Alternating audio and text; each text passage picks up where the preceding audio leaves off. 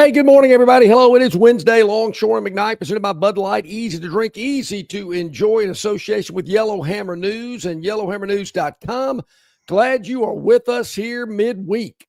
It is the Wednesday show. We are zipping through. By the time we hit the second hour today, we'll be halfway officially through the week. It is really, for us, the last week of summer, basically.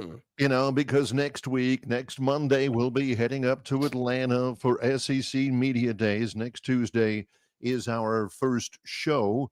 And on Wednesday, we'll have our second show live from Atlanta, SEC Media Days. And then after that, wall-to-wall football. So, beautiful. Yeah, this is the end of summer for us programming-wise, where we,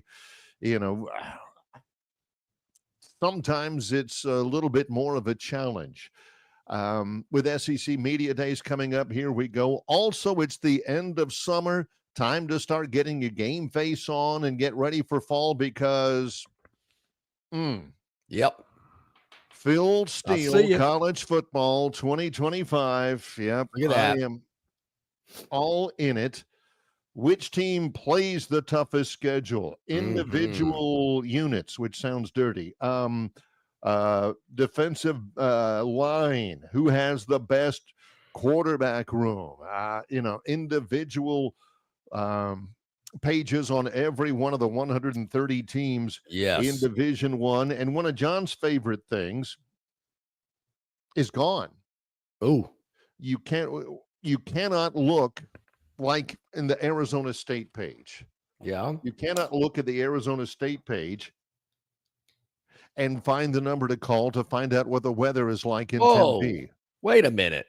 You got to go to weather apps on your phone or Weather Underground or Supler Doppler weather radar for Tempe. So most people have an app on their phone. Yeah, I get it. I do miss that, though. That was a very vital, important part of Phil's magazines. You got to know the weather. Speaking of Phil Steele, I'm going to wait until Robbie pops up on the chat line. Dennis Mitchell pops up on the chat line. I do have some information about Phil Steele, but I feel like I shouldn't reveal it until I know those two gentlemen are on the chat line. Because you'll probably have to repeat it for Robbie because, he gets in real quick, stirs things up and everything, and then he's out for a little while, and the next day jumps back in.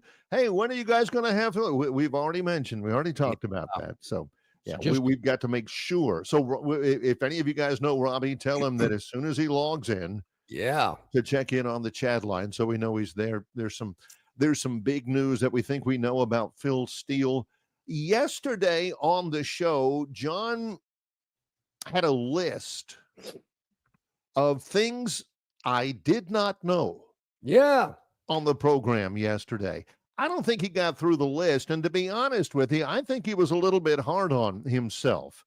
Things I did not know. He pointed out that, among other things, he did not know that the Alabama rowing coach makes $180,000 a year. That's no idea. Money, Yeah. But John, don't be so hard. Nobody knows that. The only people who know that are Greggy and the rowing coach. Not only did I not know what they made, I didn't even know who they were.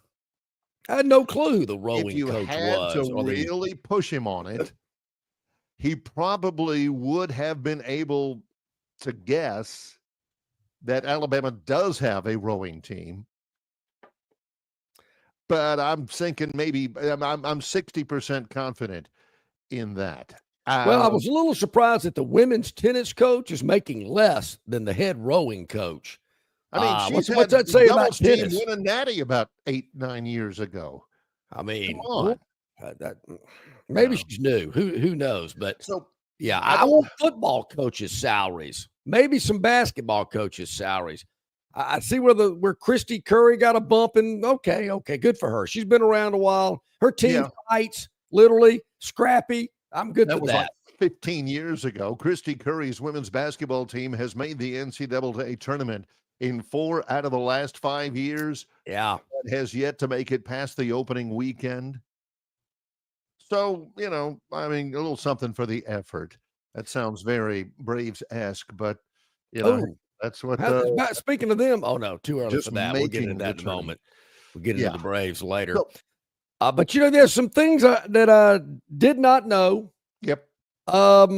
There's things that I do want to know about, which I guess would fall into the things I did not know category. Right. Was it about this time of year? I believe it was pre-SEC media days when Nick Marshall got busted somewhere in Georgia for marijuana possession.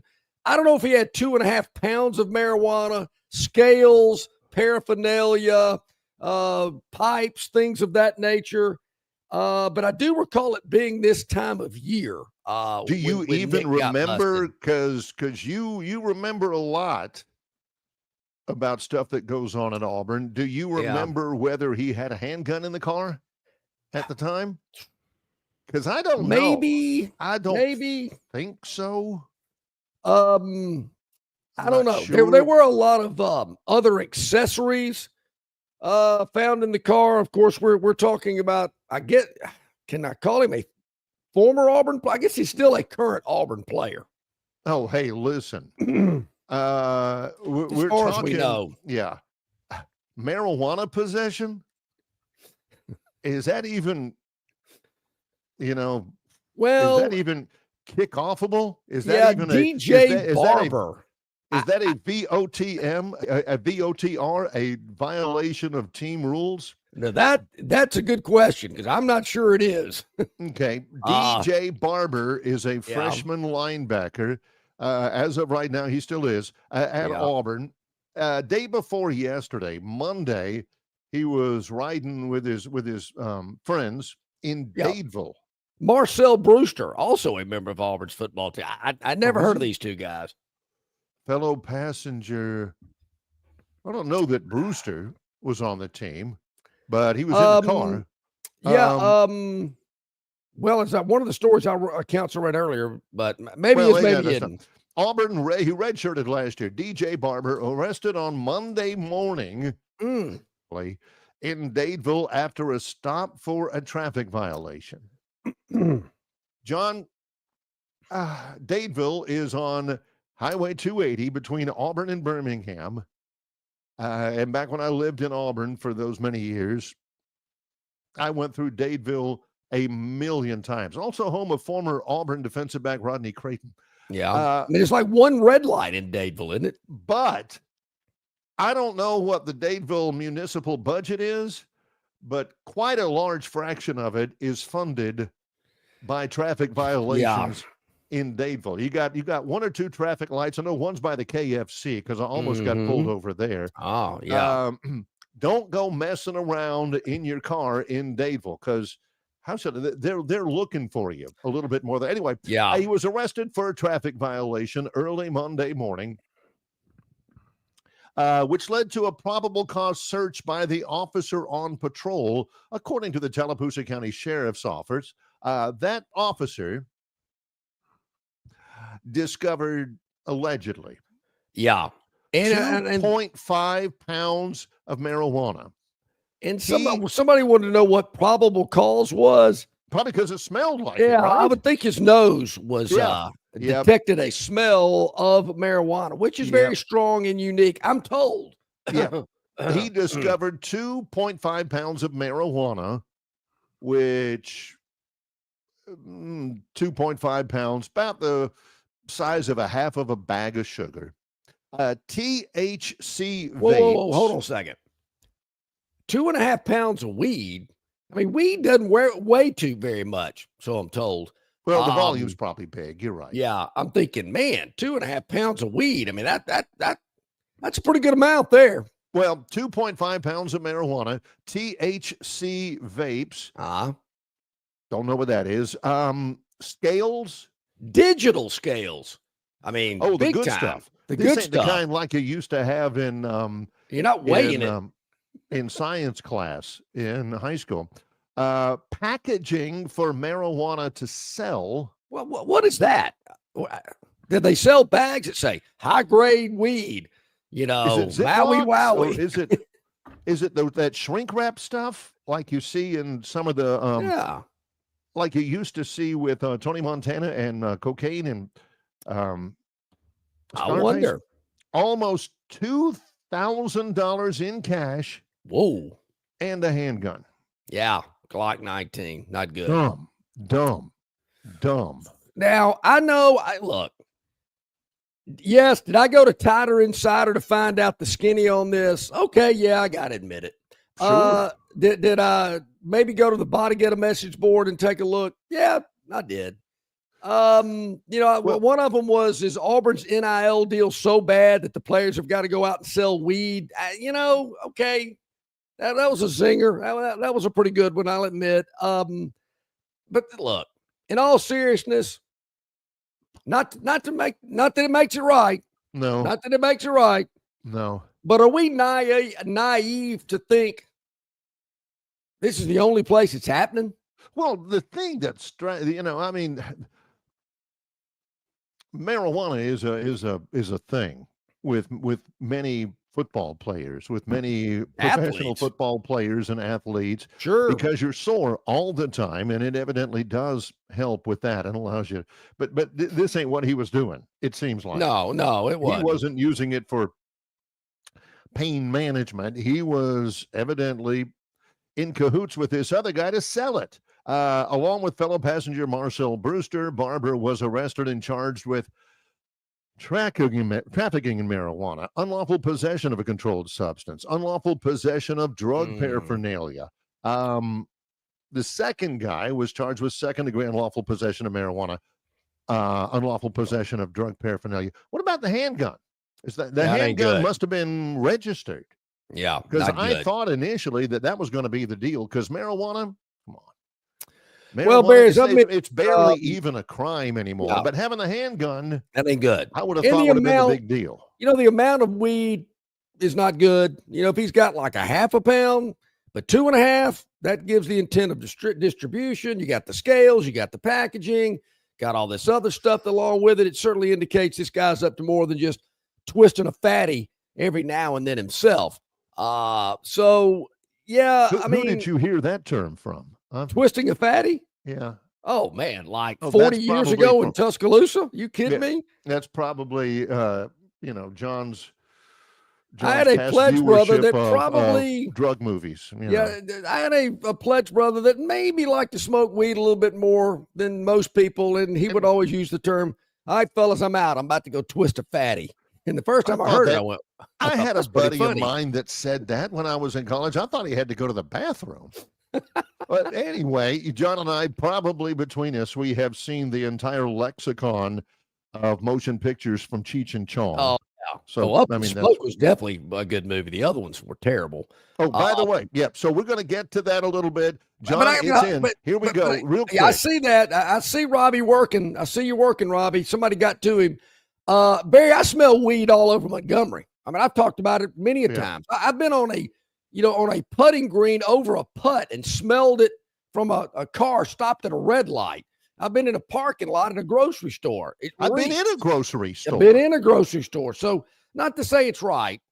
Don't get me wrong, but I don't know how many players on teams have that much amount of marijuana on their person. Right. And all of the other things that this young man had, but I got to think there are. I would lean more to, there probably are a lot of schools that have a guy that's maybe providing it for all the players. They got to get it somewhere. Who knows? But, sad to hear that. There again, timing is everything. If this would have happened in October, probably wouldn't have had as much steam on it. But here it is, early July, nothing's going on. So it's going to be a top of the news item. And, hate it for the young man and hope he gets his life together. Obviously, that's just a huge mistake. He's got a chance to be a good player. I mean, he was a very highly touted guy. He's a member of a Southeastern Conference football team at the moment and, probably making a fair amount of money and, with a chance to make more. Well, why are you doing this? Why are you doing this? John and I have seen so many young people get sidetracked by that. It's easy, John. Just stay down the narrow path. Yeah. Just do the right thing. Do the right thing. You got a chance to be an NFL linebacker, make millions of dollars, set up your family, and you're sitting there driving through Dadeville with 2.5 pounds of marijuana and a handgun. Unbelievable. Well, we don't know the future of this young man on the Auburn football team, but that's the other thing. That's the other aspect of it. What do you do if you're Hugh? If Hugh Freeze has to let this young man go, it's okay, because Auburn picked up the number 65 player out of the state of Florida, the number 29 linebacker, a kid that said, Missouri and Kentucky were offering, but dadgummit, I'm going to commit to Auburn. Barry, you're going to have to help me out with the guy's name, because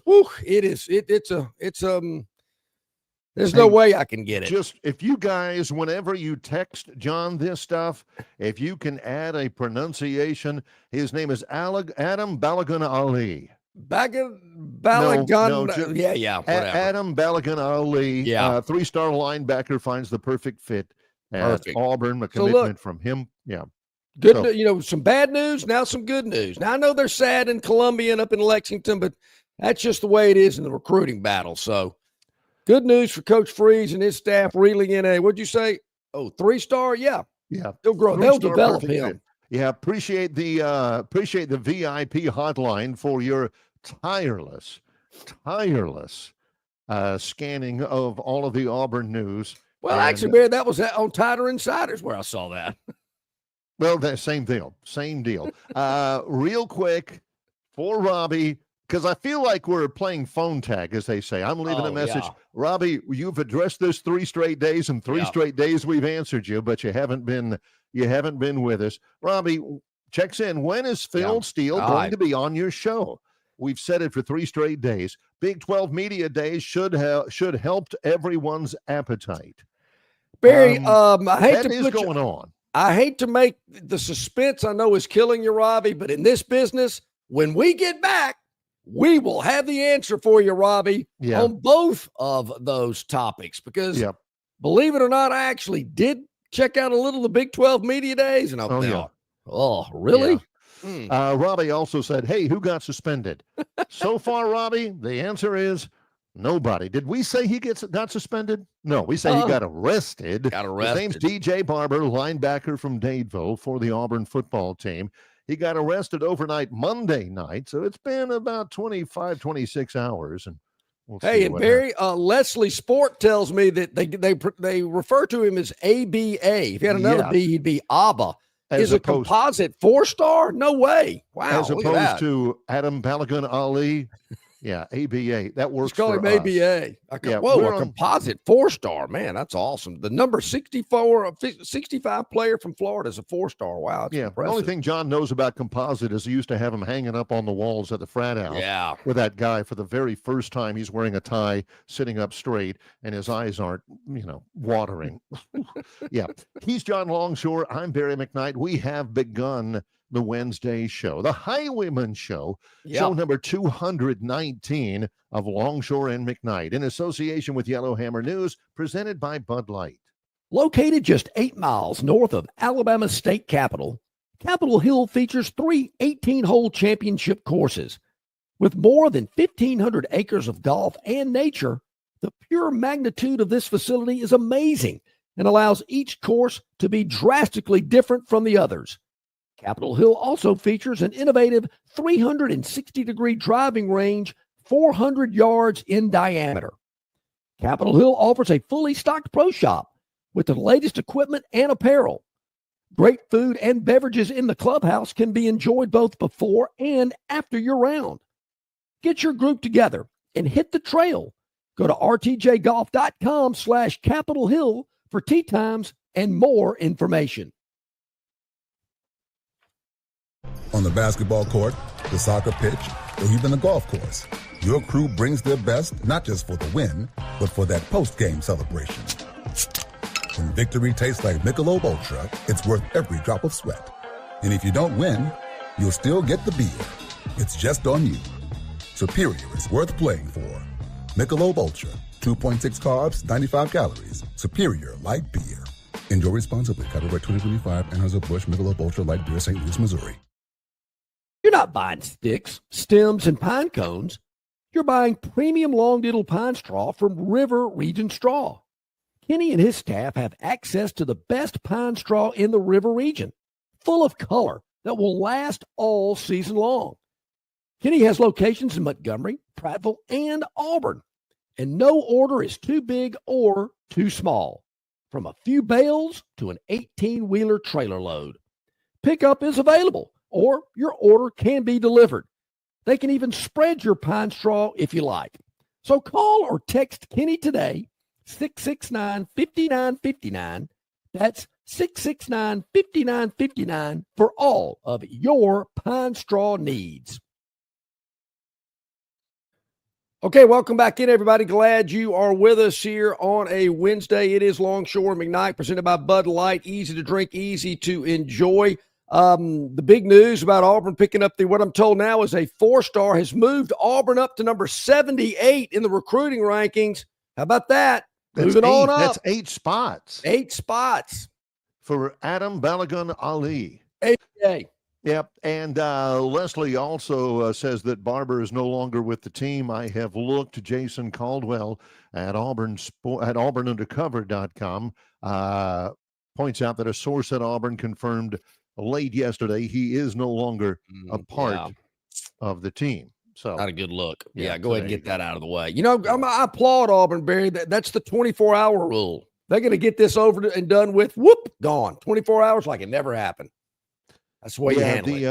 You know, a lot of times you wait until, the trial or anything, but it was pretty obvious that this is what had happened. And it leads me to believe that there's a possibility that this wasn't exactly his debut.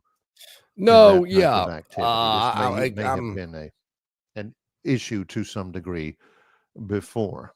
Yep. So, hopefully he gets his life in order. All right, Robbie. Robbie has asked this, and yesterday I got my Phil Steele's College Football 2025. Only one SEC player is on the cover. Whoa, what's up with that? C.J. Allen from Georgia, Ohio State, Penn State, who John is bullish on. Yes, I am. Actually, 2. I keep forgetting Texas is in the SEC. That's Arch true. Manning right in the middle. So there you go. Yep. There you go.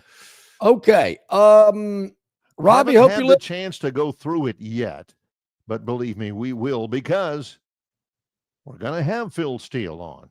Yes, that is correct. Mark your calendar, set your watches. Barry, this Friday at 8 a.m., which will be 9 a.m. Eastern time, where Phil is located.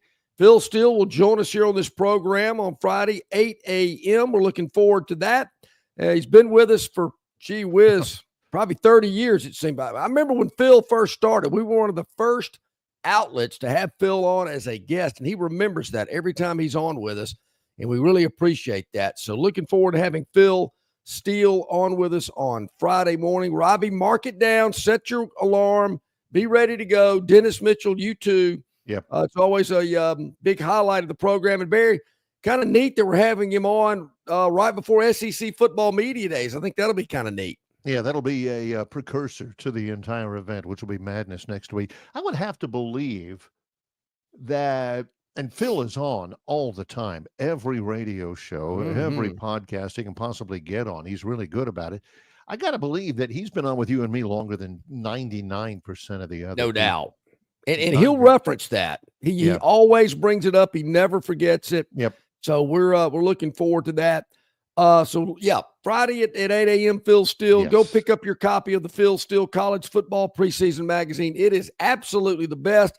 Barry, is that like the national cover, or does he still do regional covers? But he does regional covers. This is the national cover. I haven't gotten the regional copy yet. Like I said, I hadn't even really dug into it, but that's how he does it. You can get it if you haven't.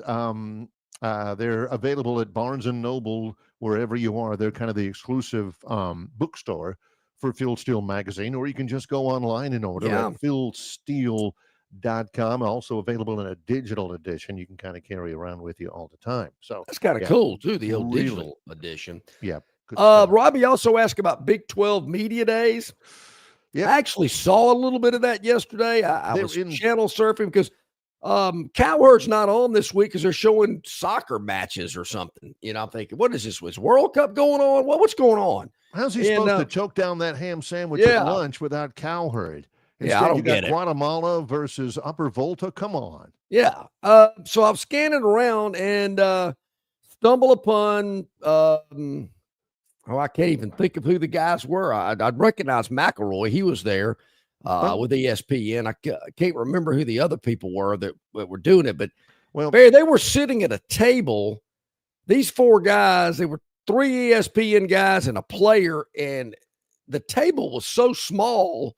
I mean, they were almost having to sit sideways to all fit in. And I'm thinking, can they not get a better setup for a Big 12 media days? I believe it's at Jerry World. It's at I want to say it's at Frisco, Texas, the practice field, but I could be wrong. Yeah, it looked like some type of football facility. I couldn't tell if it was that. Yesterday, there were. Don't ask us why. It's one of those unanswerable questions. There are 16 teams in the Big 12. Yep. Don't ask me why there's 16. But yeah, it's in Frisco, Texas, where the Cowboys practice, and they have the FCS championship game, and they have the Frisco Bowl. I think it's the Somebody Coffee Frisco Bowl and everything. Yeah. So they're in Frisco. Yesterday, they had 8 teams and coaches. Today, they have the second 8. It's only a 2-day event. So there's a novel idea.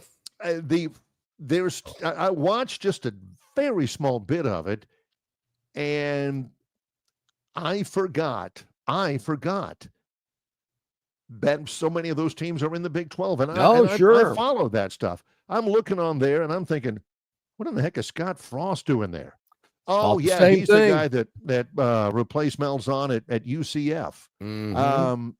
Oh, yeah, Cincinnati. Yeah, Cincinnati's in the – who's that guy? Oh, Houston. Yeah, that's the deal we live in right now. I'm thinking – is Houston's in? Yeah.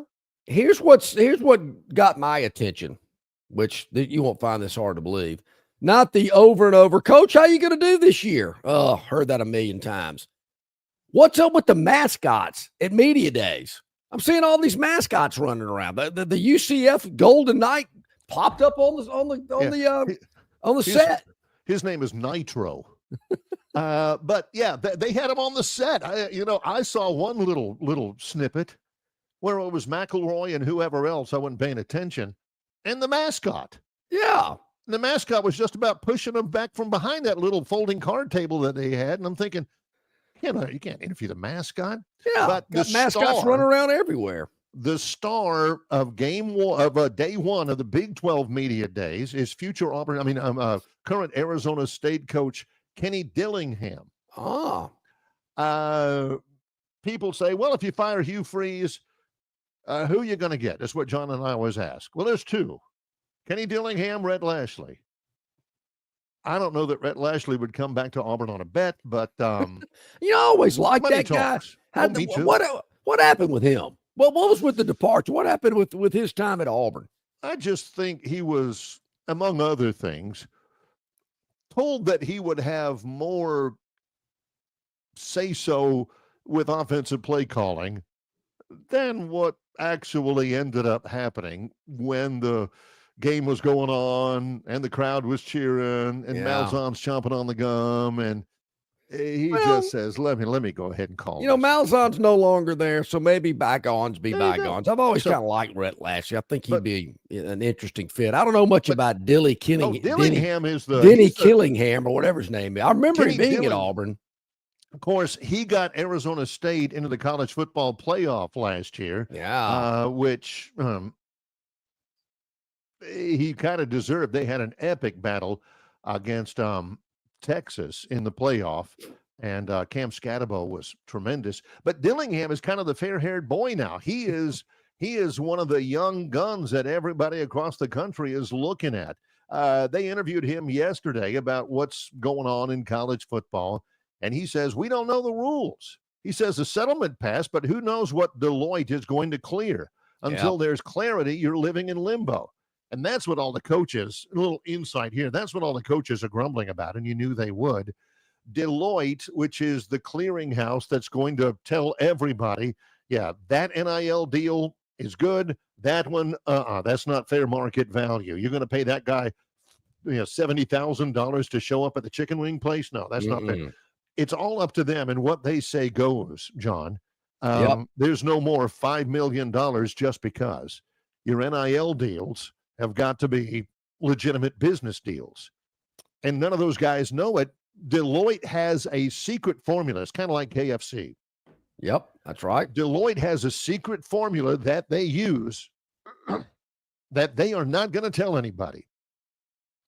And that's going to be one of the most closely guarded secrets in college athletics is the formula, the algorithm that they use to determine which NIL deals are a fair market value and which are not. I think that's a good move. Don't know. He's grumbling about it because the coaches don't know what's going to be happening.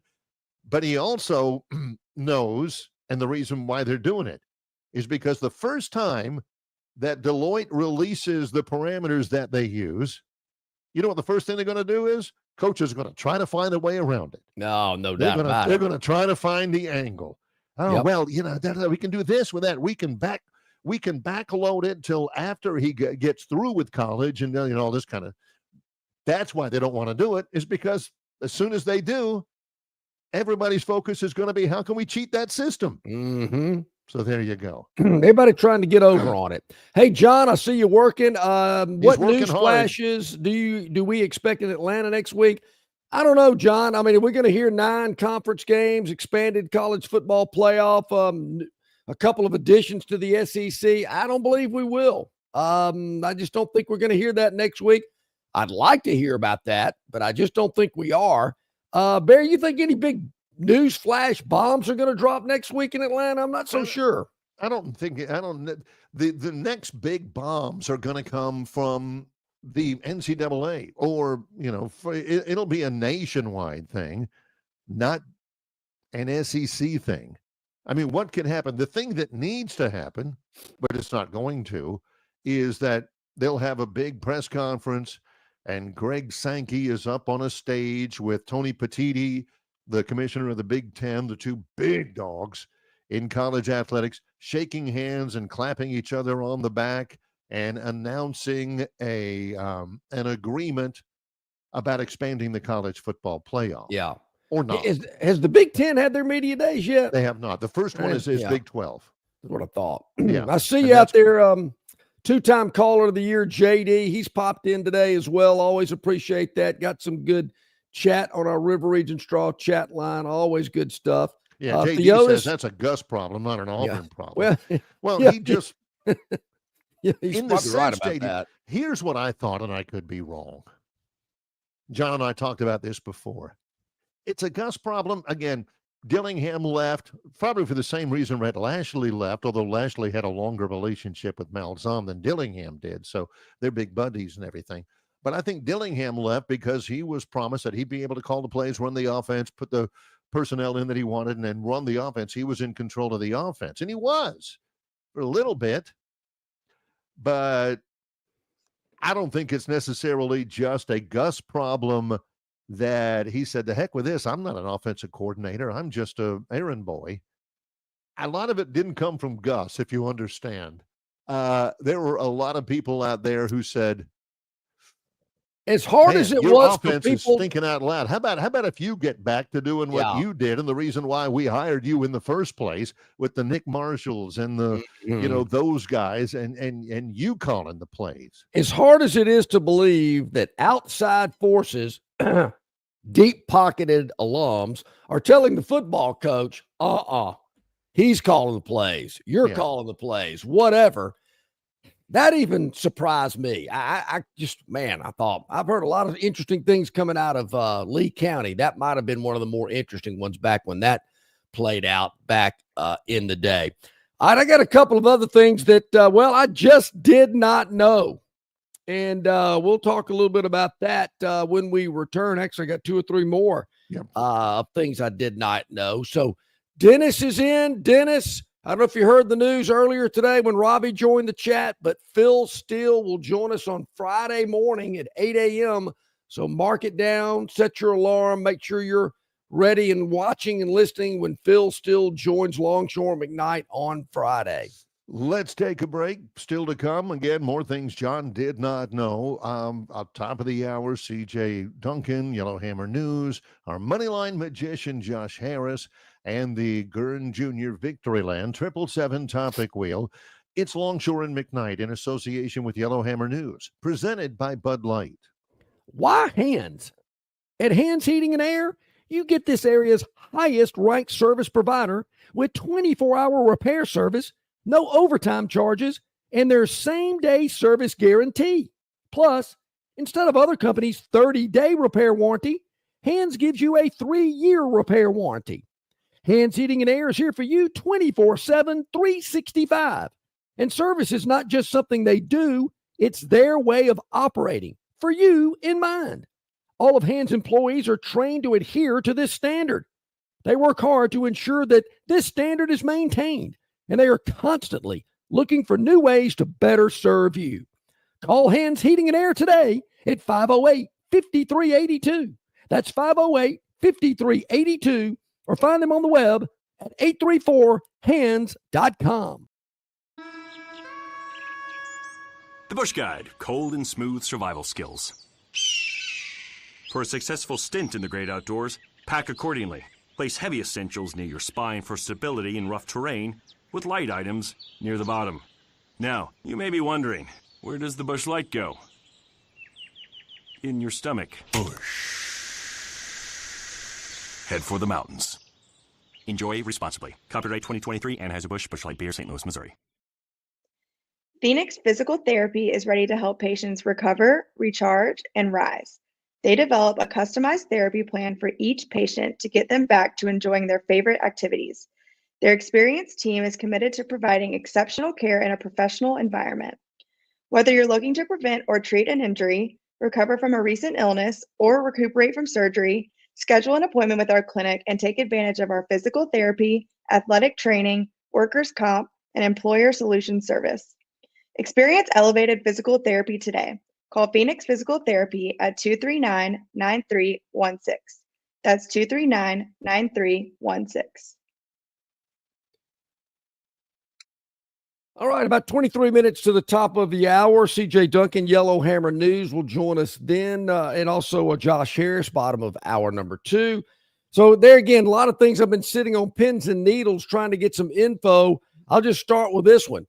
How did the TP roll go at Toomer's Corner yesterday afternoon? They set a record. They did. No way. They sure did. I don't even know what the record, set a record.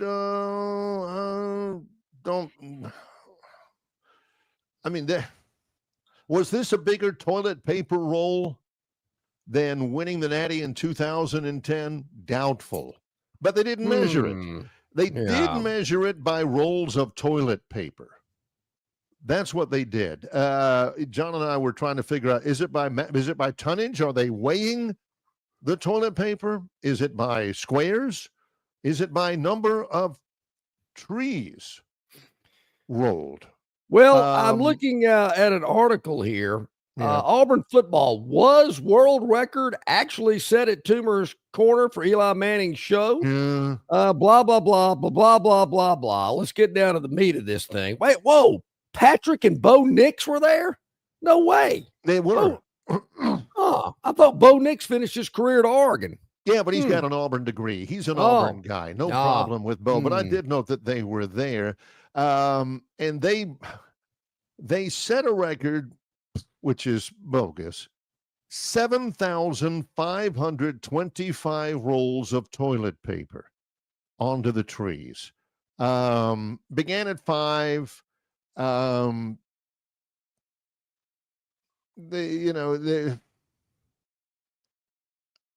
was a fair amount of people.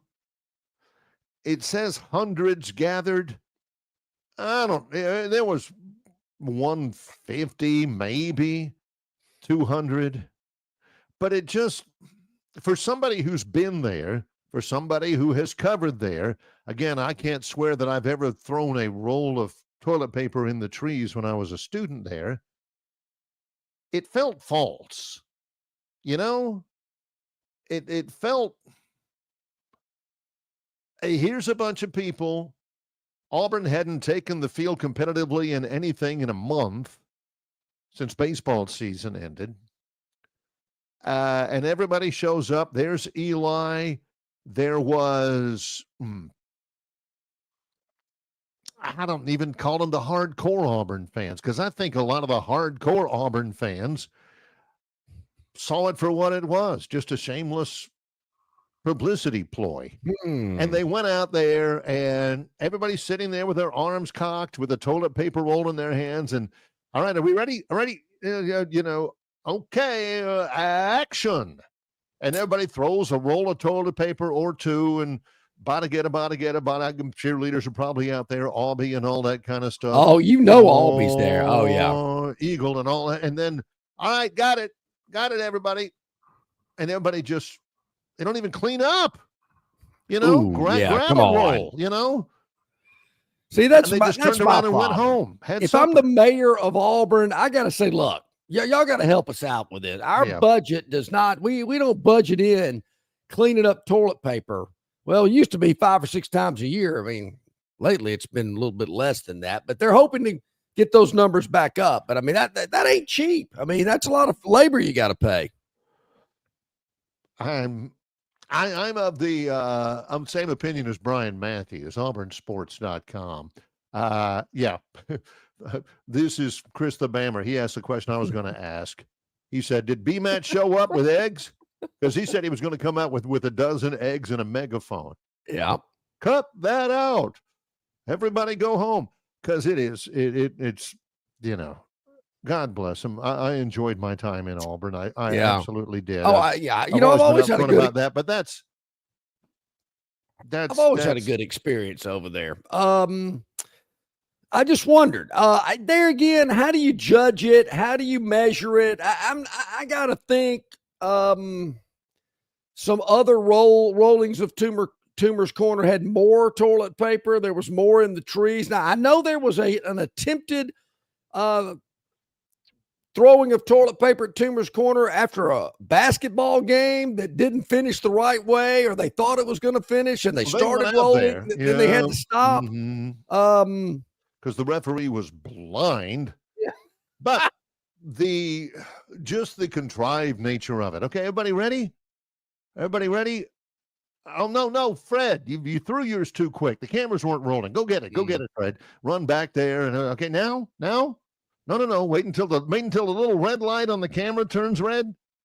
Then, okay, go. And everybody, roar, Eagle. And then they turn around and, go get supper somewhere. Why Eli Manning thought that was going to be an entertaining segment for his show.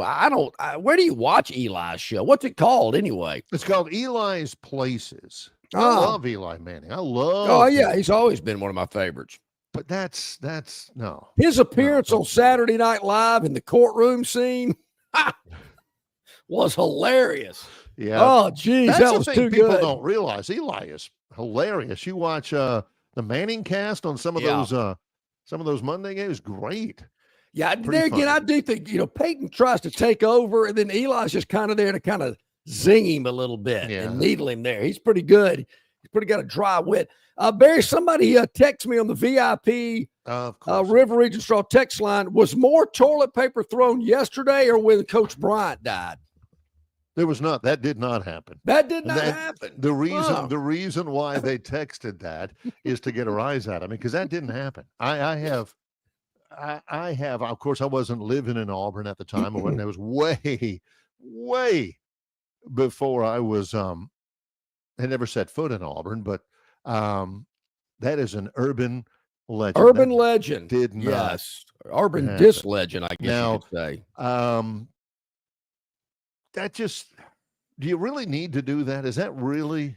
Well, I think I gave my opinion yesterday on it, as did Brian Matthews. We seem to be in agreement once again. I think that's a tradition that should be reserved for Auburn people. not somebody to come in and film it and make a TV show out of it. That's just my opinion. I think Brian felt the same way. You do it after a big win, not when the Auburn high school golf team wins the state. Yeah. Mm-hmm. or when you win the SEC back in the old days, you win the SEC West in volleyball, stuff like that. No, so I think you need to kind of,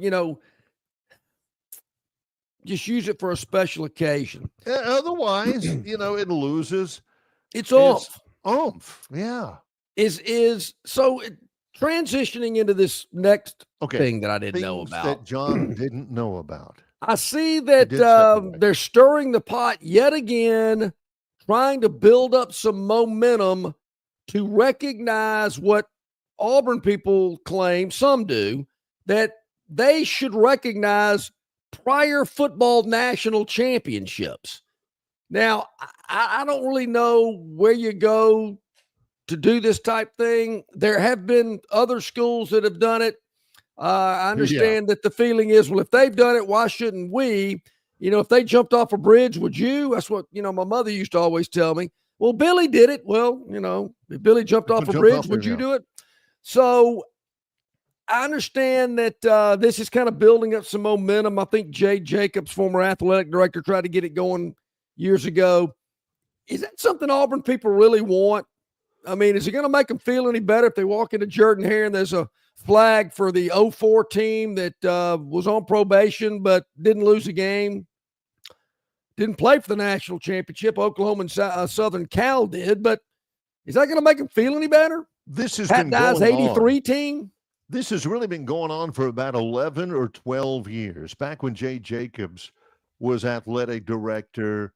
And that was the impetus behind it. Well, Alabama, famously, Wayne Atchison one day woke up and spent a day, 2 days, researching any remote national championship that Alabama won. The Litkin House National Championship, Helms, Dunkel, all of the famous ones that John and I have talked about for years. And he figured that Alabama at that point had won 12 national championships and put them on the bottom of the letterhead, on all the stationery, all that kind of stuff. So this happened in 2014 when Jay Jacobs kind of opened it up.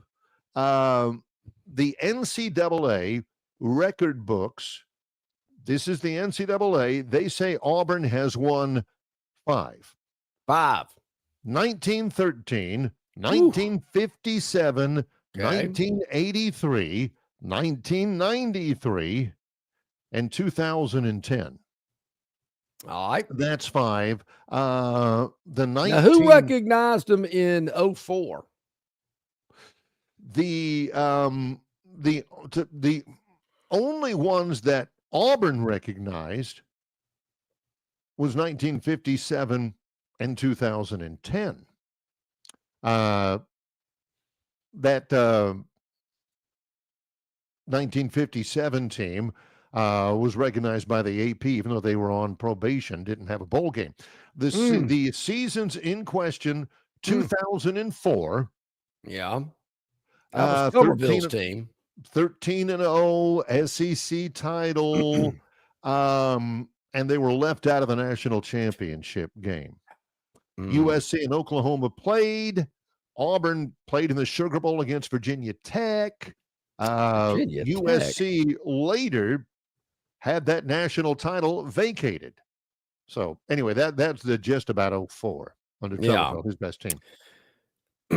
Yeah, 93, the only major college football team to finish the season undefeated. But they were on probation. The National Champions Foundation recognizes Auburn as one of its 93 champions. 83. Who was that again? The National Champions Foundation. Never heard of them. I have heard of the Eufaula Gazette, though. I think they claimed Auburn was the national champion. He has heard of Ed and Ned Litkin House. 83. 11-1 SEC title. First 83, they won the first SEC title since 57. Yeah. Nebraska was number 1. Texas was number 2. They lost their bowl games. famously, Auburn at number 3 beat Michigan in the Sugar Bowl. That was Al Del Greco's field goal. Miami beat Nebraska, and they jumped. Miami was number 5. They jumped Miami all the way up to number 1. That wasn't right. I've said this before. Auburn I was at that Michigan Michigan champions by the New York Times, and that was it. Yeah, in New York Times. Yeah, I was at that Auburn Michigan game in the Sugar Bowl. That was the Al Del Greco game. Yeah, right. And the two teams ahead of them lost, but somehow Auburn didn't find their way. So wait, let me get this straight. And so the other ones were 1910, 1913, and 1914. So Auburn wants to claim a natty in 2004 because USC cheated. Kind of like in 1957 when Auburn was on probation, but they claim that one. I mean, wait a minute. They vacated the national championship. So should they vacate the 57 one? I'm just asking. No, I mean, retroactively, they took the championship in 2004 away from USC. Well, I'll just say this. I'm not advocating. I'm just saying that's what the deal is. If you're asking me, if Auburn wants to claim them, go for it. Why not? I say more power to you. I don't have a problem with it. Go ahead and claim them and raise the flags and print the T-shirts with the Nike swoosh on them. Yep. That you can't get till the end of this month for some reason. Why not? 2004, you're right. I mean, one team gets their national championship pulled. The other team, obviously the team that lost that game can't get it.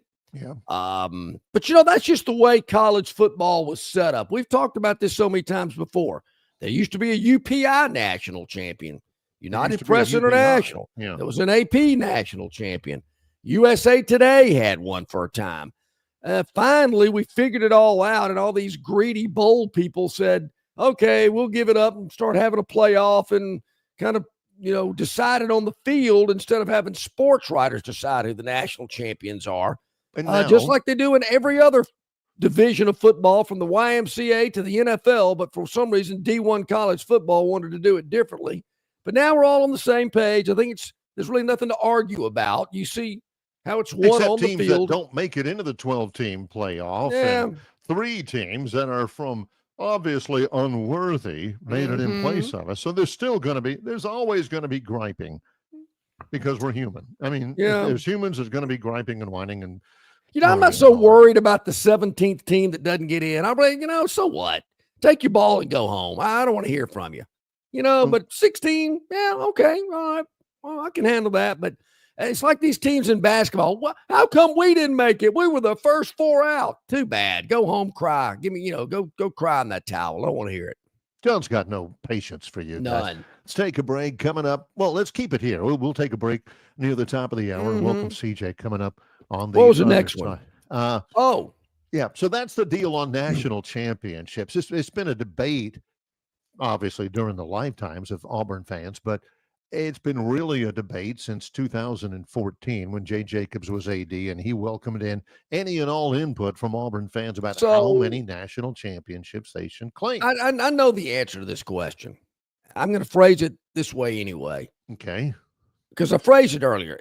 Auburn people, do you really want this? Is this a big deal? Is this something that you really want to, kind of tie it up and let's just be done with it and let's recognize these titles and move on? Or do you want to see, I don't know who the PA announcer is at Jordan-Hare anymore. I think it was Carl Stevens years ago. Yeah. If the PA announcer gets on the intercom at Jordan-Hare and says, ladies and gentlemen, in the north end zone, we are recognizing the 2004 Auburn football team that today officially will be recognized as a national champion. And the flag goes up and the crowd goes crazy. I know how they act. I know how they would respond. You've been there, yeah. Yeah, I've seen it. But, if we're doing it like here today on July the 9th, and they're thinking, what do you think? Is this what you want?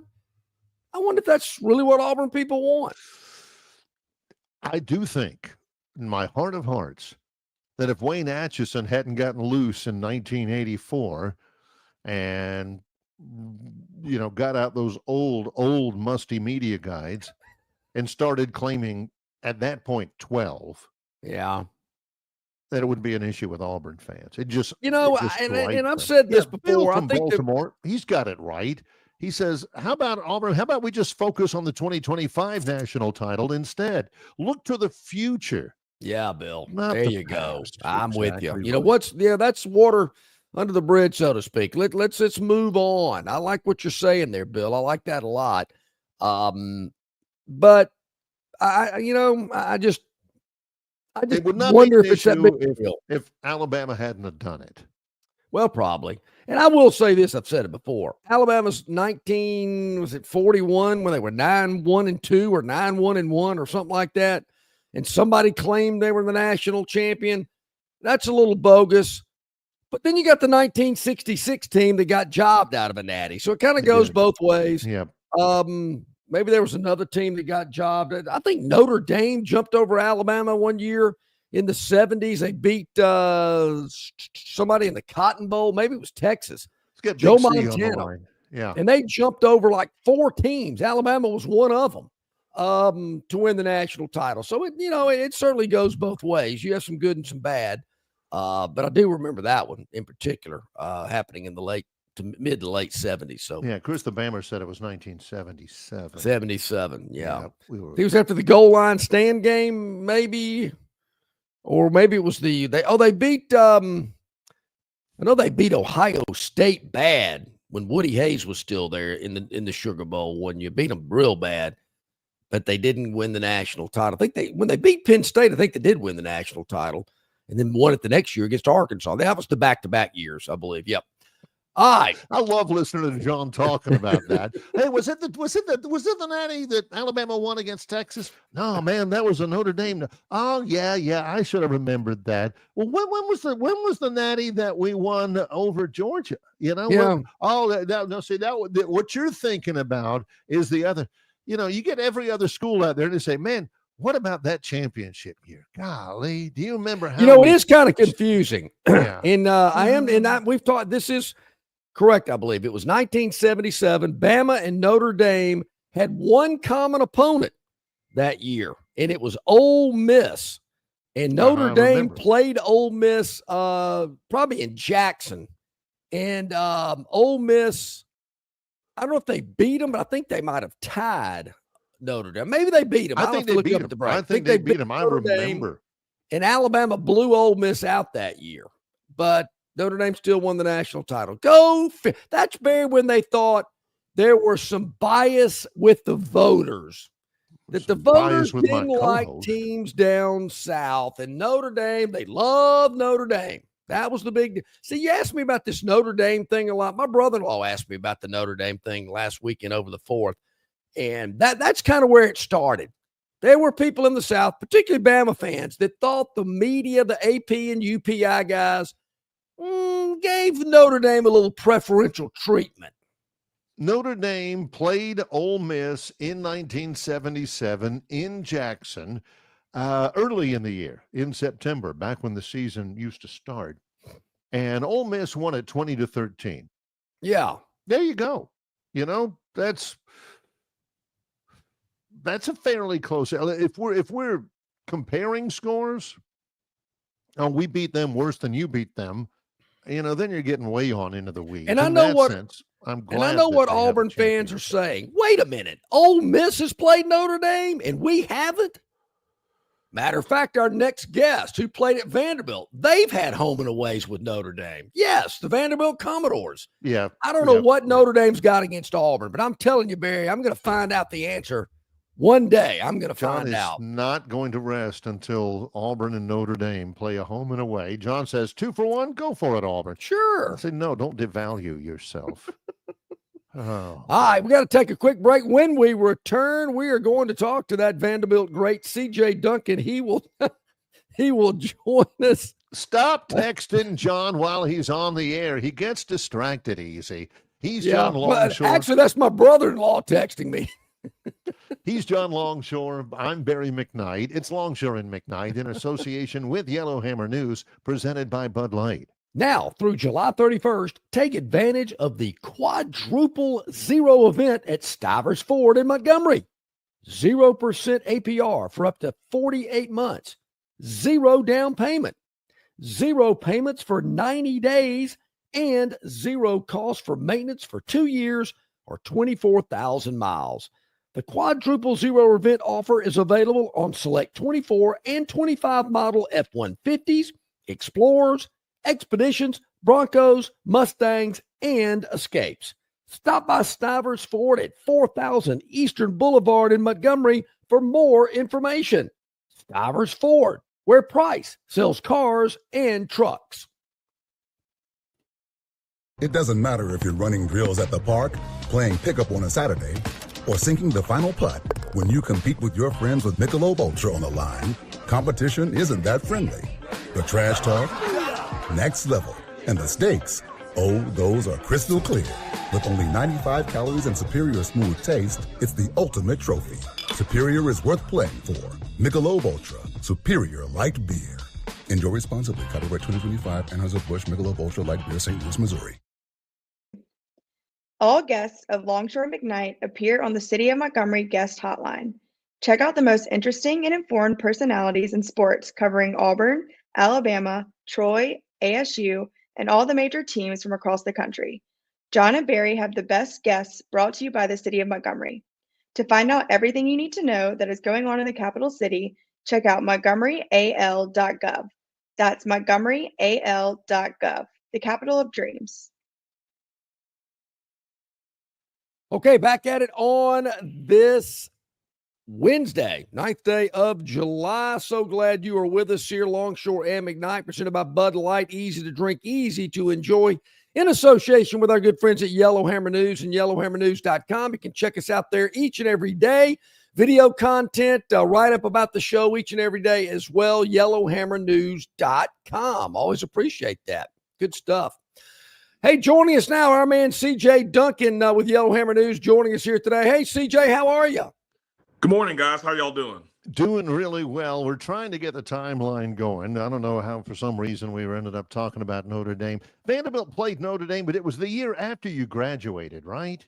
That's correct. Yeah, they played, I believe, in Indiana that year, but it was after I had left Vanderbilt. Mm-hmm. Yeah, the rumor is that they didn't want any part of Vanderbilt until after CJ had exhausted his eligibility. I don't know if how much of that is.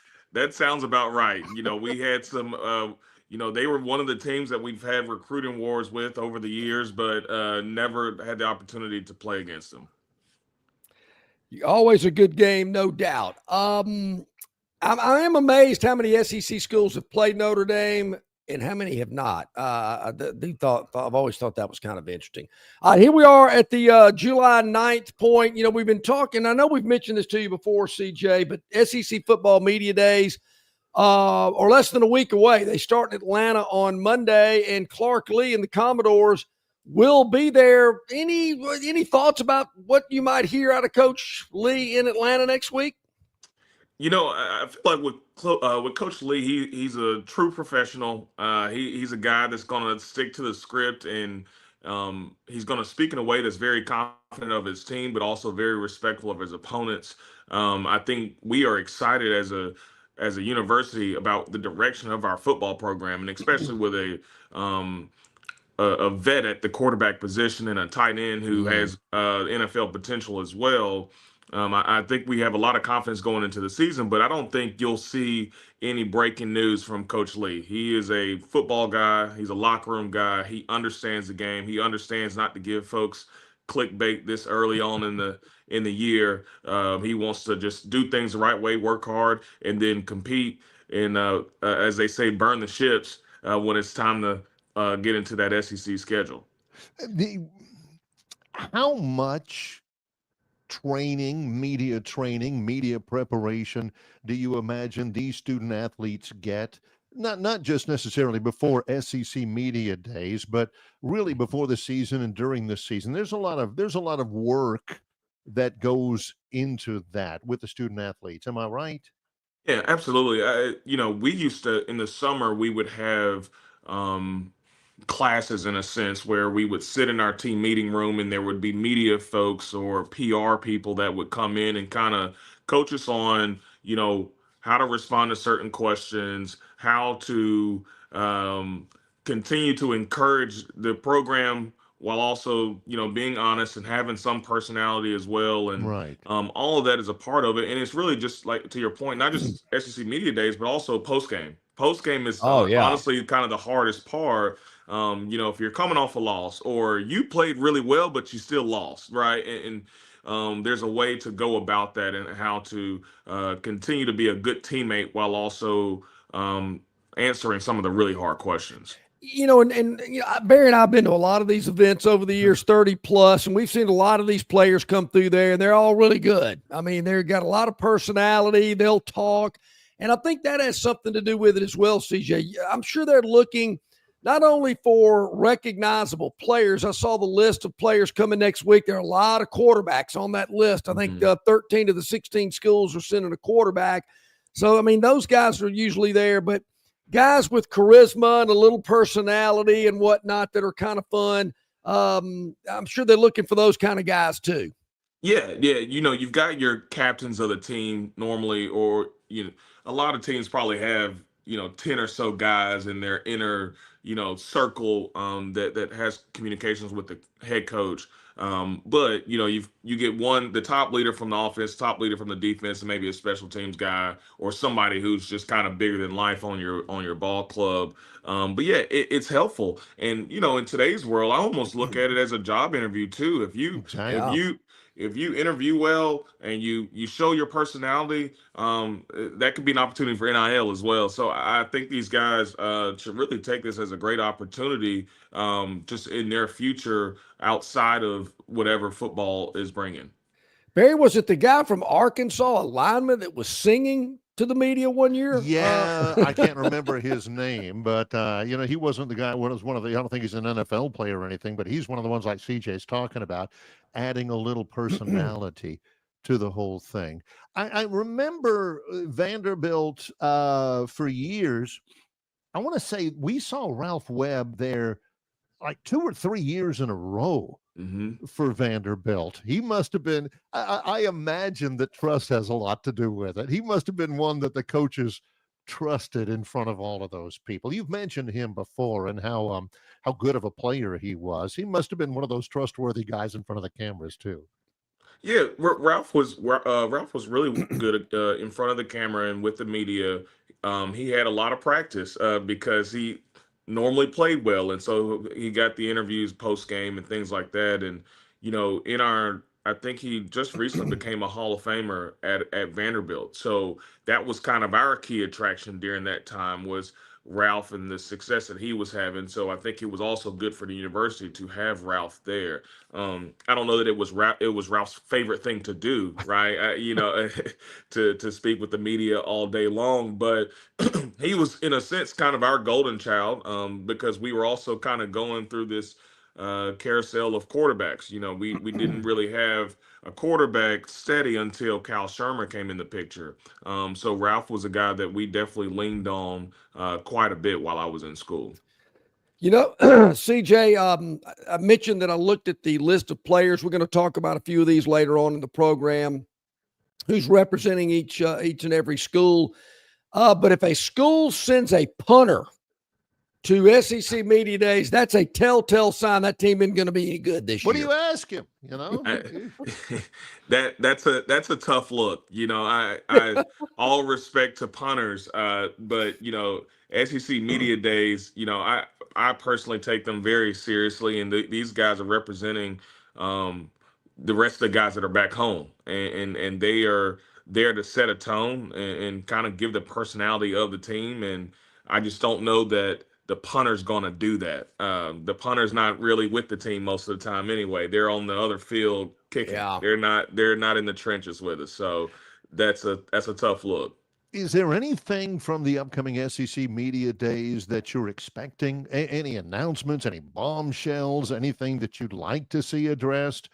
And is the SEC Media Days a great for him for that kind of a thing. You know what?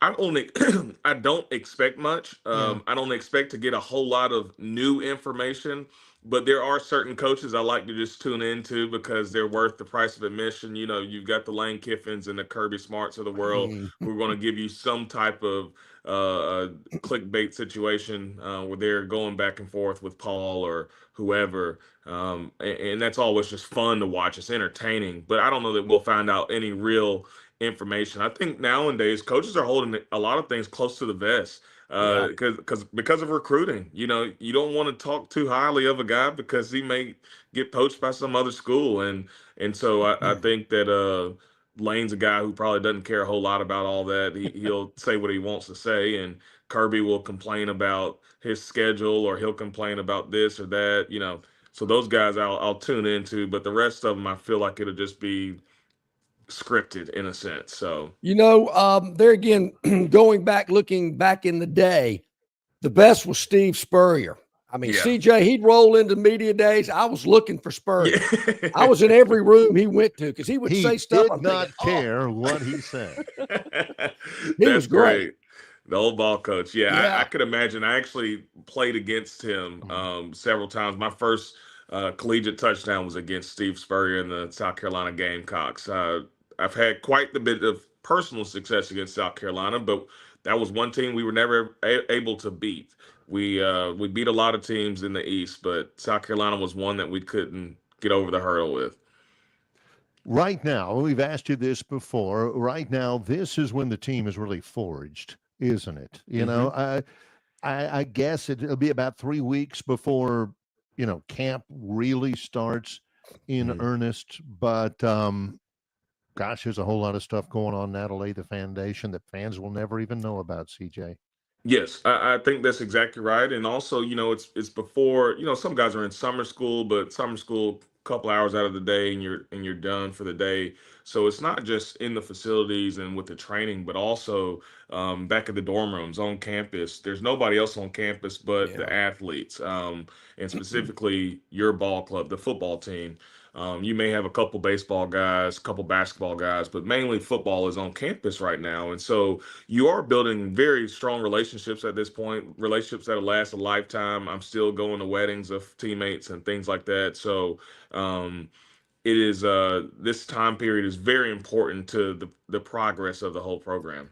I would also think, CJ, this time of year is very important, and the coaches worry about it. And obviously something happened with now former Auburn player earlier this week about just making sure everybody stays out of trouble and does the right thing, doesn't do anything to embarrass the program or themselves. Yes, a lot of idle time. It's never good to have idle time. And, you know, we started doing, if you weren't in classes, which most people were, even if you did have classes, you also had an internship as well, just to kind of kill some of that idle time. And every team goes through it. It's just a matter of how you deal with it and how public it gets. But it shows your maturity too. What's important to you, right? Or is your family important? Is your teammates and your team important? And those kind of questions you got to ask yourself every single day. You got to be committed to the cause every single day. And some guys fall short. And it's not to say that you need to bash those guys depending on what they've done. But that's where teammates come into play as well, where, you know, as a leader, you also got to tell a guy, hey, that's not it. That's not what we're about. We don't do that here. We don't do that here. And so a lot of the summer stuff, it can kind of give you a quick peek of what's really going on in that locker room and what the leadership looks like. If you've got a moment, I meant to ask this earlier. I just looked down on my list and I saw this. This came up from earlier this week. There was a question about Auburn quarterback Jackson Arnold. He turned down, evidently, over the summer, late spring summer, a chance to go to the Manning Passing Academy down in Louisiana. And somebody asked him, you know, man, this is such a critical year for you. Why would you turn down that chance to go down to work with the Mannings and other top flight college quarterbacks? Well, number one, he said he'd been there before a couple of times. Number two, he said he thought it was more valuable this summer, instead of being down in Thibodeau, to be with his receivers and to practice running those routes. And I know you've run a million of them during the summer in the heat. The just the passing drills, just all that. Do you get that, CJ? No, he made a mistake. He made a mistake there. How long is the Manning Academy? 2 days, maybe. I think it's 3, and then they have different different dates. They have different cycles of it. No, he made a mistake there. I don't think that 2 days, 3 days makes a huge difference. You should have already been doing that in the month of June, and you also have the rest of July. 2 or 3 days isn't going to make a huge difference between you getting that chemistry with your receivers. I think that his growth as a quarterback is what's important to Auburn. He's got to come to play. Auburn's never had an issue with receivers or running backs. They've had an issue at the quarterback position, and if there's anything to help him with his growth, and the Manning call, I think it is very important to go down there and find ways to get better. I don't know that a 2 or 3 day camp changes or wins or loses you a game in the fall. So I would say that's a mistake on his end and not a great excuse, just from my perspective. All right. Yeah, and I get what you're saying, CJ. I mean, 2 or 3 days is really going to make that big of a difference. Is something monumental going to happen in that 2 day, 3 day period that you stayed in Auburn? It's going to win you a game. Yeah, maybe it does, but I think the odds are it won't. I think just being down there, the networking, the teaching that goes on, and the opportunities that are there. And I know he's done it before. I mean, he's been to the Manning camp before. Maybe he thinks it's old news. But I kind of see where you're where you're going with that. And it's another opportunity to be competitive. I mean, the best quarterbacks in the country are there, and they're being competitive. That makes a difference as well. It's a mindset, to be honest with you. They leave the camp, and all I hear about is Nussmeier from LSU. Mm-hmm. How impressive he is, and what's the guy's name? Norris, or the guy from South Carolina? Yeah, Sellers. Yeah. So I'm hearing these guys' names and how well they competed. It's not that one guy is necessarily light years ahead of the other, but Peyton leaves and he's talking in the media saying, "Hey, these guys competed. They look good. They're making passes I wouldn't even think about." I think just being in that group brings a different side of you. If I had the opportunity, I would not pass it up. I don't care how many times I've been there. Now, Barry, I know what you're thinking. Jackson Arnold has a bad game out in Waco in week 1, and the first thing I'm going to say is, Barry, if he'd have gone to that Manning Academy, that's what did it. That's really good insight. CJ Duncan, great to have you with us as always. Look forward to visiting with you in a week, and we are dead into SEC media days at that point. Appreciate you, CJ. I'm excited about it. Good to see you guys, and hopefully see you all next week. Yep, sounds great. CJ Duncan joining us as he does each and every week from Yellowhammer News. Always appreciate him, being a part of the program. Very interesting and honest answer from CJ, and I certainly get it. I don't think 2 or 3 days staying in Auburn is going to make that big of a difference. Going down there, I think would have made a difference, but I've already marked that down. Yep. Let's see. Arnold, no Manning camp. Remember that when they lose their first game. Okay, got it. Exactly. Mm-hmm. Bama loses to Florida State. DeBoer needs to dress better. Yeah. It's that. Yeah. You know how fans got to get away from the hoodies. Oh. Well, Belichick won some Super Bowl championships with his. So who knows? Yeah, well, I don't think Tom Brady's in Tuscaloosa. Probably not. Coming up in just a little bit, Josh Harris, our Moneyline magician, is going to be a part of the program. And then the Gurn Jr. Victoryland 777 Topic Wheel here into the second hour. Don't forget about the Phantom's Daily Dog is next. That is coming up pretty dang easy. Yeah. Well, no, I'm not going to say it. Yep. No. It's Longshore and McKnight in association with Yellowhammer News, presented by Bud Light.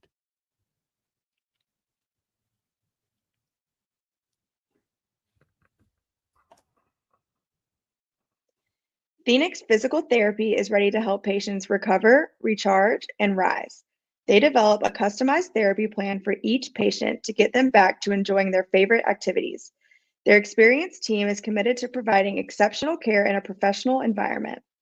Whether you're looking to prevent or treat an injury, recover from a recent illness, or recuperate from surgery, schedule an appointment with our clinic and take advantage of our physical therapy, athletic training, workers' comp, and employer solutions service. Experience elevated physical therapy today. Call Phoenix Physical Therapy at 239-9316. That's 239-9316. At Dixie Overhead Door, we specialize in top-quality garage door solutions for homes across Alabama and Georgia. In need of a garage door repair or a brand new garage door installation, our expert team delivers fast, reliable service with local expertise that you can trust, providing customized solutions and exceptional care every step of the way. Visit us today at DixieOverheadDoor.com and experience the Dixie difference.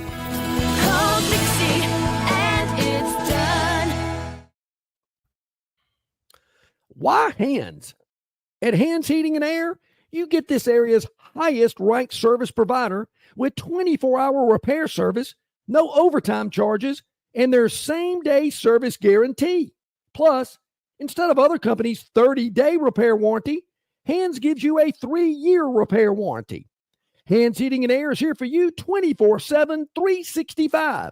And service is not just something they do, it's their way of operating, for you in mind. All of Hands employees are trained to adhere to this standard. They work hard to ensure that this standard is maintained, and they are constantly looking for new ways to better serve you. Call Hands Heating and Air today at 508-5382. That's 508-5382, or find them on the web at 834hands.com. Okay, welcome back in, everybody. Glad you are with us here today. As we mentioned earlier on the program, Phil Steele will join us on Friday, and that is sponsored by our good friends at the Destin Connection Seafood Market. Listen to this. All right. If you mention Phil Steele when you come to the market at 3750 Norman Bridge Road, and you just mention Phil Steele, they will take $1 per pound off every pound of shrimp that you buy. There is no limit. Large shrimp are already at the lowest price, anywhere at $8.60 a pound, and now they'll be $7.60 a pound simply by mentioning Phil Steele at the Destin Connection Seafood Market. Go by and see David Scott and his great staff, and they will hook you up with large shrimp at an incredible price, $1 off per pound at the Destin Connection Seafood Market. Okay, so here's the story. All right. Here's the backstory to this. Every day, the Phantom at this time releases his Phantom Daily Dog. It's not, coming up in the fall, we have, I don't know how to say it. Our people have been meeting with the Phantom's people about making sure the Phantom is back on with Longshore and McKnight in the fall when college football season begins. We understand hopefully a positive announcement will come out of those intensive negotiations between Phantom Enterprises and Longshore and McKnight. Mm-hmm. But the Phantom has been good enough to provide us with a Phantom Daily Dog, which ain't easy in the summer. It's not just any pick. It's got to be a dog that either will cover or, heck, will win outright. You know? Yeah. Well, some people thought, and some people have said on the chat line, that maybe the Phantom's Daily Dog should have been the lowly Oakland Athletics and the Atlanta Braves opening up a series in Sacramento, and that maybe you should pick Oakland. Well, despite the fact that in that game, it was late last night, so you probably didn't see it. In that game last night, despite the fact that, Oakland was leading 10-0 after 3 innings. Yeah, they were. Yeah. That you thought, Braves may still have it in them. Boy, what a big comeback that would be. Braves did score a run in the 5th. Yeah, home run, solo shot. But that was it. end up losing it 10-1. That would have been a good one. But the Phantom instead went with the Milwaukee Brewers. Yeah, and before we get no, not Milwaukee. That was the day before. Oh, that's right. That's right. And this is really for John from Wetumpka. Yeah. Good news for Braves fans. Only 8,620 people saw this game live in person. It was pretty late. 8,620 people were at a Major League Baseball game. I mean, and they had empty seats in a minor league park. Well, in a town that in the Jim Rome gloss he always referred to as Sacacrapo, they're still warming up to the Athletics. They know it's going to be temporary. Anyway, the Phantom did go. I stand corrected, checking my notes. The Phantom did go to the Queen City, the River City, the home of the fictional WKRP. That's right. Phantom went to Cincinnati. We went to the Natty last night, Barry. You're right about that. And, if you look at the box score, didn't start out great in the bottom of the first, but exploded in the top of the third. 7 runs for the Marlins. That's really all we needed, Barry. Once we got to that point, we were feeling pretty good, looking for the cigar cutter, but didn't light it up till, really the top of the ninth. Well, the top of the 8th and the 9th will be scratched across a couple of just, bonus runs, if you will. Cushion. And it was a big win for the Marlins on the road last night. They were plus 110, so you got a little extra cash when you turn that ticket into the window yesterday. Yeah. The Marlins away from Miami are 22-21. Miami is one of only 3 teams in the National League that are above 500 on the road. Yeah. They're the only one out of those 3 that doesn't lead their division. Now, the reason why, and the Phantom knew this, and I didn't catch it, but the Phantom knew it. The Marlins have won 11 straight road games. They love the road, Barry. I don't know what it is. They got a great facility in Miami. Nobody goes to it, but they got a great facility down there. But the Marlins on the road. And I see Josh coming in a little early here to hear these Phantom dogs that have been hitting. Look, we don't want to get too giddy, but we're 2-0 already on the week. 2 big wins, and we got one for you today. We'll get Josh on in just a moment. Right now, he's searching for a pencil. I can see him in there. He's scrambling around. Hang on, a piece of paper. Yeah, something like that. Right. So, yeah, we like to kind of tease the game, Barry, by giving you the start this man here. Here we go. Yeah. We like to tease the game by giving you the start time to see if you can figure it out. Okay. This one should be pretty easy because it's the only game today where the first pitch is at 2:45 this afternoon Central Time. 2:45 Central Time. Why in the world are they playing at 2:45 Central Time and San Francisco, California? That's 12:45 San Francisco time. Yeah. So it's probably on road too. It's an early game for the San Francisco Giants, who are hosting the Philadelphia Phillies. San Francisco, Barry, is a home dog today. They're at plus 110, taking on the Philadelphia Phillies. In looking at the standings, of course, Philadelphia with a nice, comfortable lead, or actually they're tied for the New York Mets in the National League Eastern Division. San Francisco, they're right behind the Dodgers in the NL West, just 5 back, but they're still in contention. I'm trying to figure out why the Giants are a dog at home today. Must be the pitching matchup. Because the Phillies are bound to be reeling, because the Phillies dropped one last night in San Francisco on a walk-off 3-run inside the park home run. Inside the park? Yeah. I mean, this is like under 8 coach pitch that you see stuff like this, not in the major leagues. Unreal. Okay, so what do we got? Let's make it official here.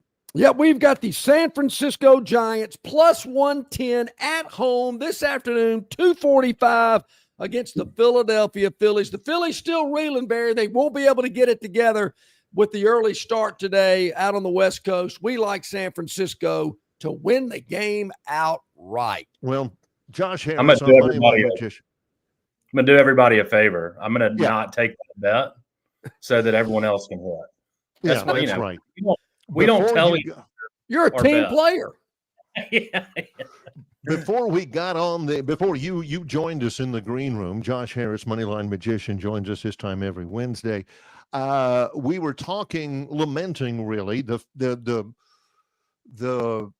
tragedy that the Athletics opened up a series in Sacramento last night against the Braves at 7:00 Sacramento time, 10:00 Atlanta time. And evidently the Braves team looked at the schedule and thought the game started at 10:00 local time, because they fall behind 10-0 in the third inning. And before some of those guys really, we're playing? I just woke up. Hey, in front of 8,600. 8,600 fans paid to go see that game last night. Josh. The Braves stink. God, they stink. It's just awful. I was telling somebody after the Orioles series, I was like, thank goodness I don't have to go into this show on Monday and defend myself after the sweep. Maybe we can do something to where I can talk about some good stuff. Nope. And they're like, I wouldn't bet on it, Josh. I don't know. Game losing streak. Ooh.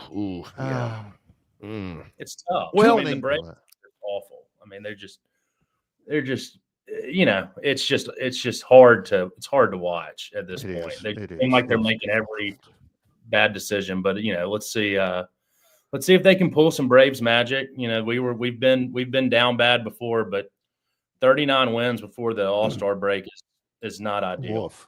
Yeah, so Joe keeps talking about the All-Star break. All-Star break. Braves fans don't worry. All-Star break, small star break. That ain't going to make a. So I know you two guys follow the Braves a lot more than I do, which isn't saying much. But I do recall there was a season that the Braves might have been double digits out of first place at the All-Star break, but came back and ended up winning the division and going to the playoffs. Does that ring a bell? All the time. What was that, 2 years ago? I want to say it was the year we won the World Series? 3 years ago, yeah.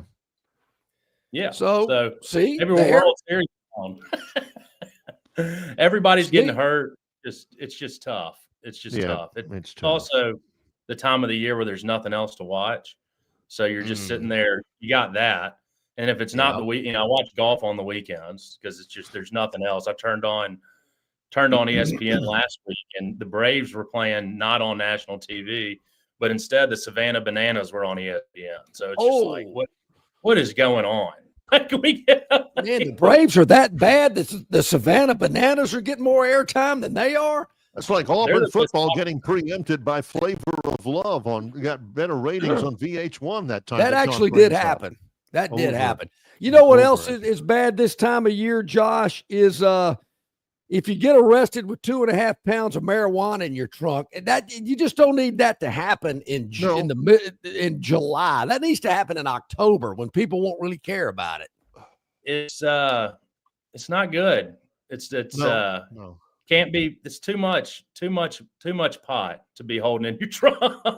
They got the NIL now. Aren't you getting paid enough through that? What do you need to sell drugs for? Well, scales back there. Scales. I don't. Digital scales. Those are the big. What? But when you think about it, what are they doing now? Because they're making a lot more money than they can selling weed to college kids. Out of all of the positive effects of NIL and the House settlement where the schools can pay the players, I thought one of the most positive things is that they don't have to have that temptation to do that kind of thing to make any money. Some people, I guess, just like that lifestyle or something. I don't know. Maybe he's an entrepreneur and wants to, get into the business world. He just got into the wrong business, but hopefully he's learned his lesson. I heard he was trying to get on Shark Tank with his new business plan. Yeah, evidently he's majoring in agriculture. He might be in one tank, but it ain't gonna be the shark. Agriculture. Oh, brother. Auburn's good for that. Yeah. Okay, let's get it back on the rails. I know we can. All right. Are you since Don Rickles over there is already in full form? Let me get back. Are you a steadfast volume consumer of content during SEC media days? Do you get a lot of value in that? No, I mean I get a lot of. I mean, I'm not watching it every single day. Right, I'll pick out the highlights, but it is good. You and I both know people who watch every moment of it. Right. Now I've gotten bad. I don't know if it's bad or good or whatever it is, but it's in the off season. I kind of tune out. Like I'm here for the season. The games are going on. I don't pay as much attention to recruiting. I watch it come in, but I remember back in college and high school, the biggest day of the year was commitment day, right? Was decision day. I used to watch it all day, every single day, turn on the high school all-star game when that was going on, looking forward to it. And then I guess it was just that we've been good. You think we're going to get plenty of good recruits now, and you just kind of sit back and expect it. Maybe that's what it was, because back in high school with Shula, like we were talking about last week or 2 weeks ago, it wasn't guaranteed you were getting those recruits in. Yeah. Right. We were so pumped about Andre Smith back in the day. That was like the greatest thing ever. We got a 5-star offensive lineman, right? Who decided to hire his cousin to be his agent. I believe so. Yeah. Hey, at least Mike Shula came in second in the Tim Tebow sweepstakes, for what that's worth. Yeah, at least he was able to do that. So I was going to ask you about recruiting. A big week last week, though. I mean, couple of more 5 stars. Kalen DeBoer proving that he can get out there on the recruiting trail. Some people are claiming it's the Nick Saban factor, but one of these recruits' mothers got on social media and said, it wasn't Coach Saban. It's this class. It's this staff. I understand Courtney Morgan, the GM, has had a lot to do with it, but saying all that, still getting a lot of high-quality players committing to Alabama. Absolutely. And you've got one thing I was thinking about when I saw all those recruits come in is you've got almost a little bit of the pressure of you come in for Nick Saban and you're like, I better be the best. I have all this pressure. I'm coming to Alabama, right? We better win a national championship. I better be unbelievable. Now you have a little bit of, I can come in and bring it back a little bit because Alabama's down. Right. I can come in and bring it back to what it used to be. When I say used to be, 2 years ago, 3 years ago. Right. So you have a little bit of that. And I wonder if DeBoer's getting into that on those recruiting trips, right? Do you want to come to a place and make it what it was once again before, what it was years ago? Do you want to come in and get back to what Alabama can be? Look at all this talent I've brought in. It's a great place to come, right? I'd love to be a fly on the wall in one of them. Yeah. And I'm with you. And I hope that's the case to some degree. Look, we come to play with all this other talent, win championships, all this type of stuff. But Josh, I hope I'm not being naive, but I just have this feeling this day and age, it's about, development of players, to develop them to get to the NFL. We've heard that with some of these recruits at other schools and why they're going here, there, wherever, because this school develops players better, or they send more people to the NFL. Because I think that's, all these guys are thinking, I'm going to be in the league one day. I'm I know only 1% make it, but I'm going to be one of those 1%. And I don't like that aspect. I miss the playing for Old State U, but it's so much like the NFL nowadays. I think so many of these guys, it's all about them and how can I get to the league? Yeah, and I think that's a good and part of what we all saw when Saban retired, right? He just was like, this is not, to some extent, for me, right? This pay everybody. He was a motivator. He was I'm going to make you the best man that you can possibly be, and then we'll talk about the NFL, right? That was Saban's guy. He motivated and developed these guys into better men, right? That was what he was all about. And now you've got DeBoer. I'm not saying that he's not about developing people into better men, but he's a new age guy. He understands the recruiting, the NIL, what players want now, not what players wanted 10 years ago or 5 or 6 years ago. He's in the midst of it. And then he comes from a school like Washington, where you really got to understand what those players want. Right. Trying to get people up to Washington to go play football. Now you come in and you've got to convince players to come to Tuscaloosa, where you've got a lot more money, you've got a lot better campus. Football's the greatest thing on earth down there. It's probably like he's probably sitting around like, this is like shooting fish in a barrel. Now I just got to figure out how to coach these guys. Yeah, right? yeah. It's a whole different world. If you look right now, talking college football with Josh Harris, Moneyline Magician with us.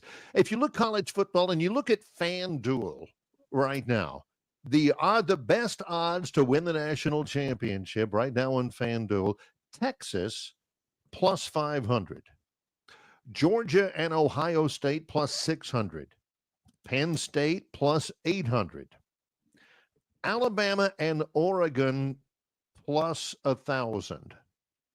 Right now, where's the best value there, do you think? What's the play there? Of course, I'm putting money on Alabama. At 10-1, it's just like, why not? But I like Ohio State. I think it's 6-1. They're going to get to the playoffs. You don't have to worry about them getting to the playoffs. That's why I like it. You just don't have to worry about it. They're more than likely going to make the playoffs. They just have an easier road. Betting on an SEC team right now to get into the playoffs or to get a good seed, a home field advantage in the playoffs is tough. You got 3 of the teams that are just unreal in the top 5, right? Alabama, Georgia, Texas. More than likely, one of those teams aren't going to get there, right? Right. Yeah. You're only going to get 2, maybe 3. Was LSU on that list? Not on that top 6 list. Yeah. I'm glad you gave me a moment, because like in the recruiting rankings, I have to hit load more at the bottom to get to Auburn in the national champ. Auburn right now, a solid plus 5,000. Ooh. To win the national championship. There. They're still what about top 15? I mean, to win the Natty. You got Auburn, and you're looking at it, and it's 70-1. I'm looking at it now too, and then you've got them in front of Tennessee, South Carolina, Oklahoma, USC. Like, that's kind of crazy in my mind, coming off the season they had last year. But a lot of confidence in Jackson Arnold, it sounds like to me. Yeah. And what about Clemson? You mentioned Penn State. Are you a Clemson? I'm not I don't see Clemson getting it done in this day and age until Dabo figures out that it's like you have a mediocre Nick Saban coach. You're like, he has the same thought process as Nick Saban of, I'm going to develop these players. They're going to come here, blah, blah, blah, except to the extreme of, I'm not getting into all this NIL business. I'm going to bring players in and have them stay at Clemson. Let's see how that goes, right? It's just year over year. I don't see it being you're not going to get those players to stay at Clemson if you don't pay them, because they're going to go somewhere else. If you don't win, they're definitely not going to stay. And getting to the playoffs as Clemson is not, that should not, I mean, that's great, but they're in the worst Power 5 conference in the nation. So it's, in my opinion. Because I picked Clemson and Penn State to play for the national title back on Memorial Day. I just think their road is there again, those you pointed out, getting into the playoff, it's a different ball game. Once you make it, then you got to really start making hay there. So we'll see. I'm just curious what the odds were on Clemson at this moment. All right, Josh, as always, man, we appreciate you joining us here each and every week. Obviously, we'll be in Atlanta next week for SEC football media days, and we're just kind of, wondering if any big bombs are going to drop or any big announcements are going to be made. But I don't know. I'm kind of predicting it's just going to be kind of not so newsy media days for 2025. Stop by. We got the All-Star game in Atlanta too. So if you got some time, you can come to the Home Run Derby. I'm not going to the game. I'm going to the Home Run Derby. It's going to be. You can actually see quality baseball inside Truist Park that week. So that'll be nice. Adam Scott 40-1 this week. Adam Scott.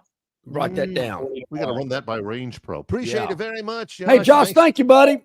Yes, sir. Appreciate that. Adam Scott. I'm writing that down this week. 40-1. Right. He's the one with the belly putter, right? He does have a belly putter. Okay, all right. Stay with us. Yeah, when we come back, Barry, we're going to go to the Gurn Juniors Victoryland 777 Topic Wheel. But before we get that, when we return, I just kind of wanted to touch on the three players that are representing Auburn and Alabama at Media Days next week.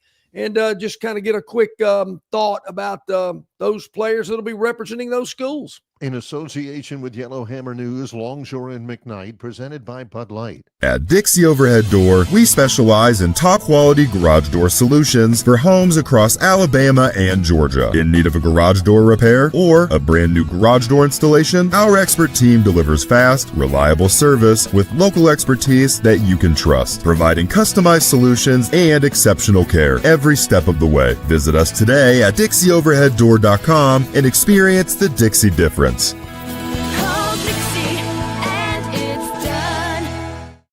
All right, man, grab a Budweiser and take a knee. It is the best time of the year. It's baseball season. That means sunshine. It means behind-the-back peanut tosses. And it means sharing some cold, frosty Budweisers with your boys. Because there's nothing more American than watching America's game with America's beer. So let me ask you something. Are you ready to bring your A game? Are you ready to cheer every frozen rope down the line and amazing catch at the warning track? Are you ready for pitcher's duels and slugfests? Tell me, are you ready for the thrill of an incredible walk-off victory? I can't hear you. Are you ready for Budweiser and baseball? Then get on your feet, raise an ice-cold Bud, and let's make this season larger than life.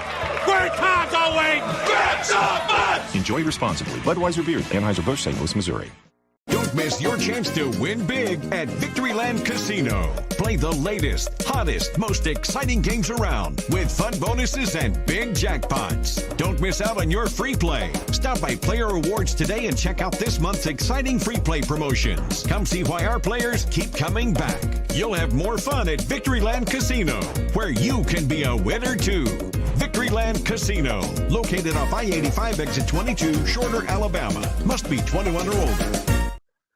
All right, welcome back in, everybody. About 14 minutes to the top of the hour on Longshore McKnight, presented by Bud Light. Easy to drink, easy to enjoy, in association with our good friends at Yellowhammer News and YellowhammerNews.com.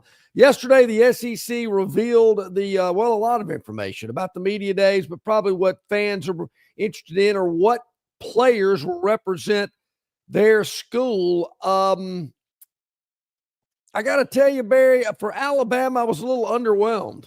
Deontay Lawson, who I like in terms of interviews, Tim Keenan III, the defensive lineman, couple of seniors, and junior Caden Proctor, the offensive lineman for Alabama. So you got two linemen and a linebacker. Yeah, I got to tell you, Tim Keenan III, obviously I don't pay a lot of attention to linemen, because I had to look that guy up. He just wasn't top of the mind on me. I went, Tim Keenan III. I'm looking at this in terms of star power, who the guys are that everybody's going to be, crowding around. And obviously for Alabama, that would be Ryan Williams. Why not him? Could they not reach a financial agreement to get him to SEC Media Days, or did they think some of these other guys were more worthy? Because I guarantee you they'd be crowding around Ryan Williams, and he's not there. I wondered that too. I thought the same thing.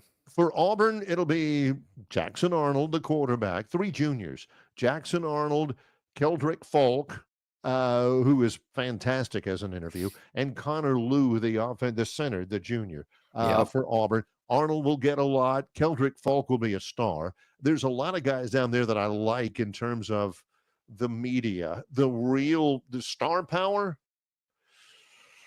Quarterback, Arch Manning will be there. Yep. He will be the third Manning to represent his school at SEC Media Days, all three for different schools, as a matter of fact. There's going to be a jillion people around Arch, even though he hadn't played a lot of football.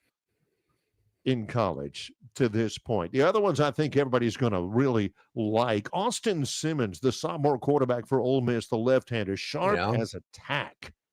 The guy who probably deserves more sizzle, more attention from SEC media days. He'll get a lot, but he won't get as much as Arch Manning, will be Garrett Nussmeier, the quarterback from LSU. Yep, a lot of hype about him. That kid is really good, really good.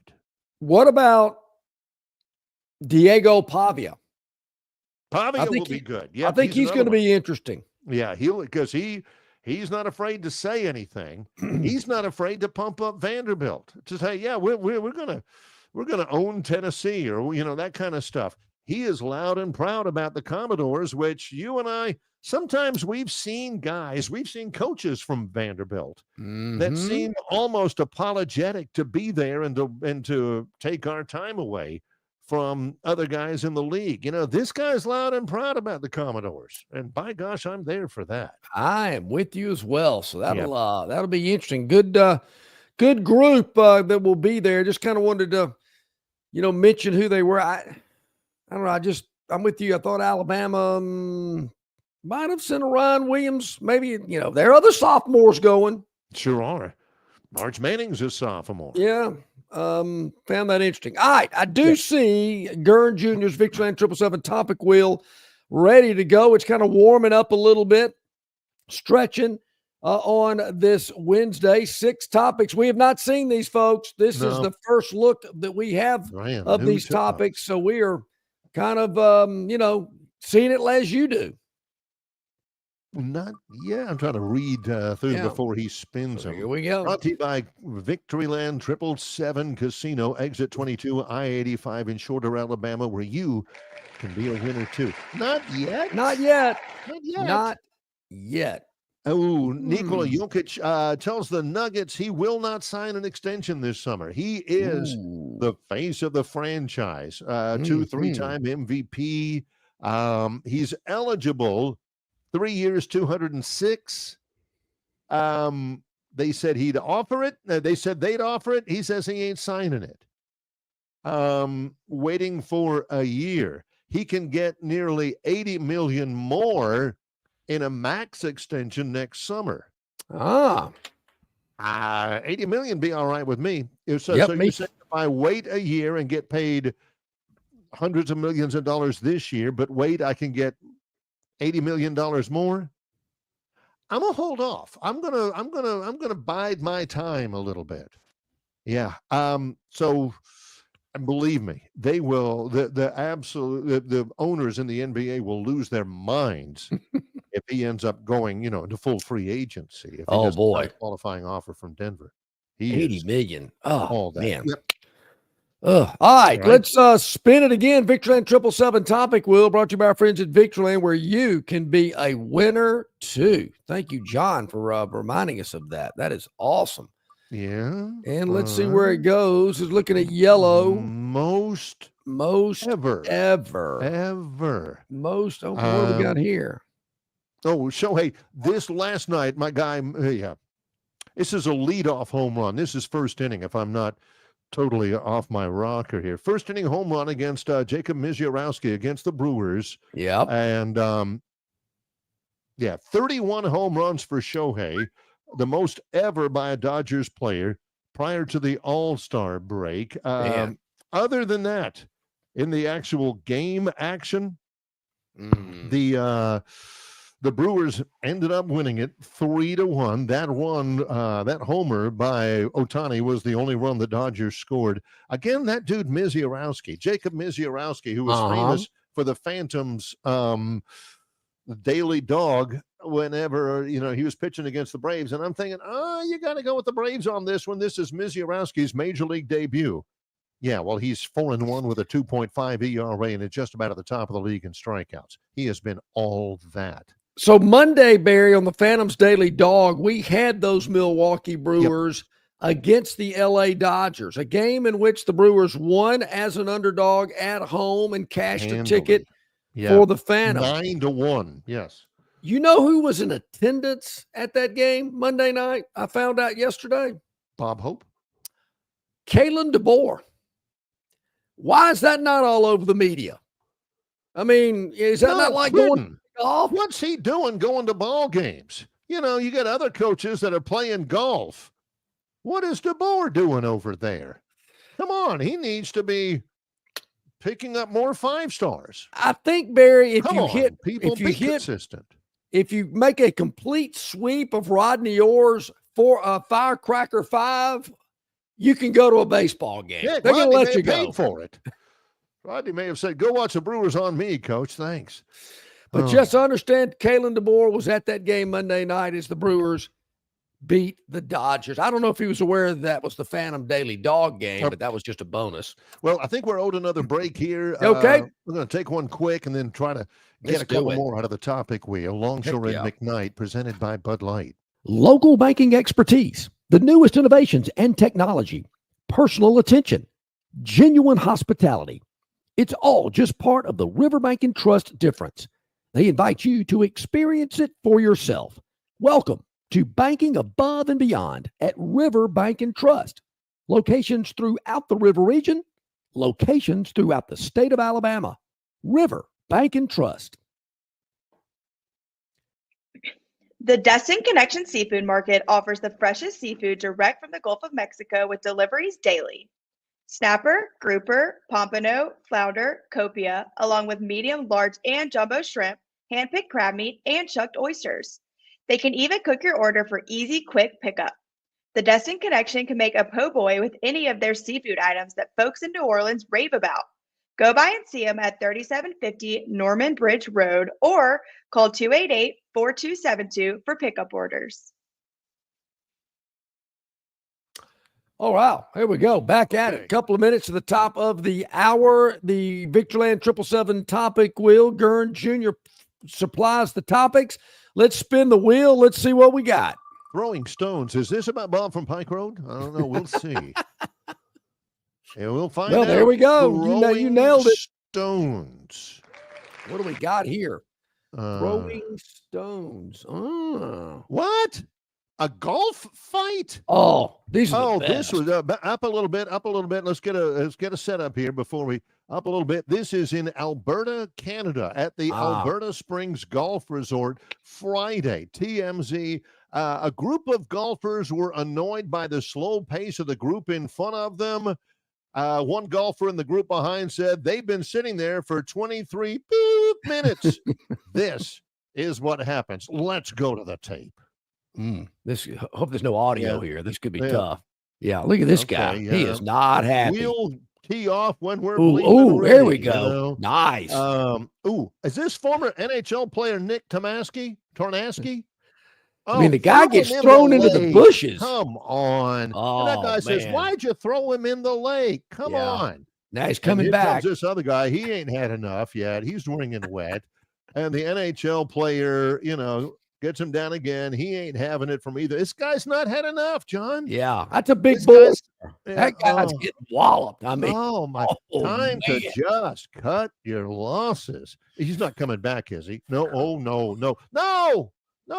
Oh, there he goes again. I think, Barry, step in, please. I gotta say, Barry, that you don't pick a fight with an NHL guy, and maybe these other guys got into the fireballs a little early into the round, way too early. But if the New York Post has it, that's a good pull, Gurn. That's good stuff. New York. That's what we like. Yeah, that's what we like.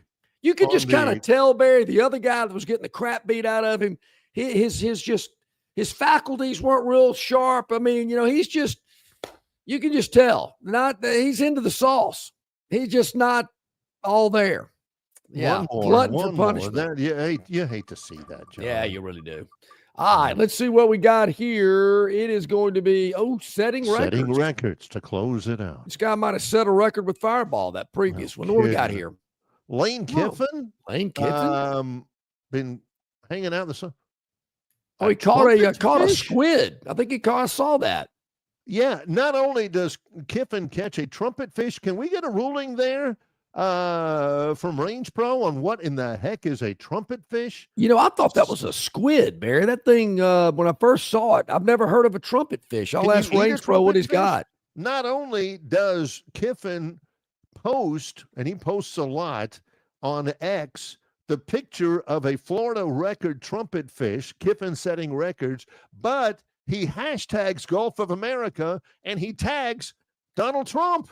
Hey, Kiffin and Bruce Pearl, big Donald Trump fans. How about good that? for them? What in the heck is a trumpet fish, and can you fry it? And can they get it at the Destin Connection Seafood? I'm gonna have to ask Range Pro about that. Not sure. Damn. Trumpet fish. I don't know. We got a couple others to go. We might have to wait till tomorrow. I'm looking at the clock to see what time. We have a packed show tomorrow, but we'll have enough time for the Victoryland 777 Topic Wheel, curated by Gurren Jr., brought to you by Victoryland 777 Casino, exit 22, I-85. It is going to be busy tomorrow, John. Yeah, it is. For sure. Yeah, Jason Caldwell, Auburn Undercover, will join us at the bottom of hour number 1. And then in hour number 2, to kick it off, Rodney Orr, the Tider Insider, will join us as well. So we look forward to talking to those two guys as always. A lot of other topics we will be discussing. No doubt. I'm sure there'll be more in the Things I Did Not Know column that we'll get to tomorrow as well. Yes, it's great to have everybody with us. Appreciate you all. Thanks to Josh Harris, CJ Duncan for appearing on the show. For Gurren Jr., our producer, and for John Longshore, I'm Barry McKnight. Longshore and McKnight is in association with Yellowhammer News, presented by Bud Light.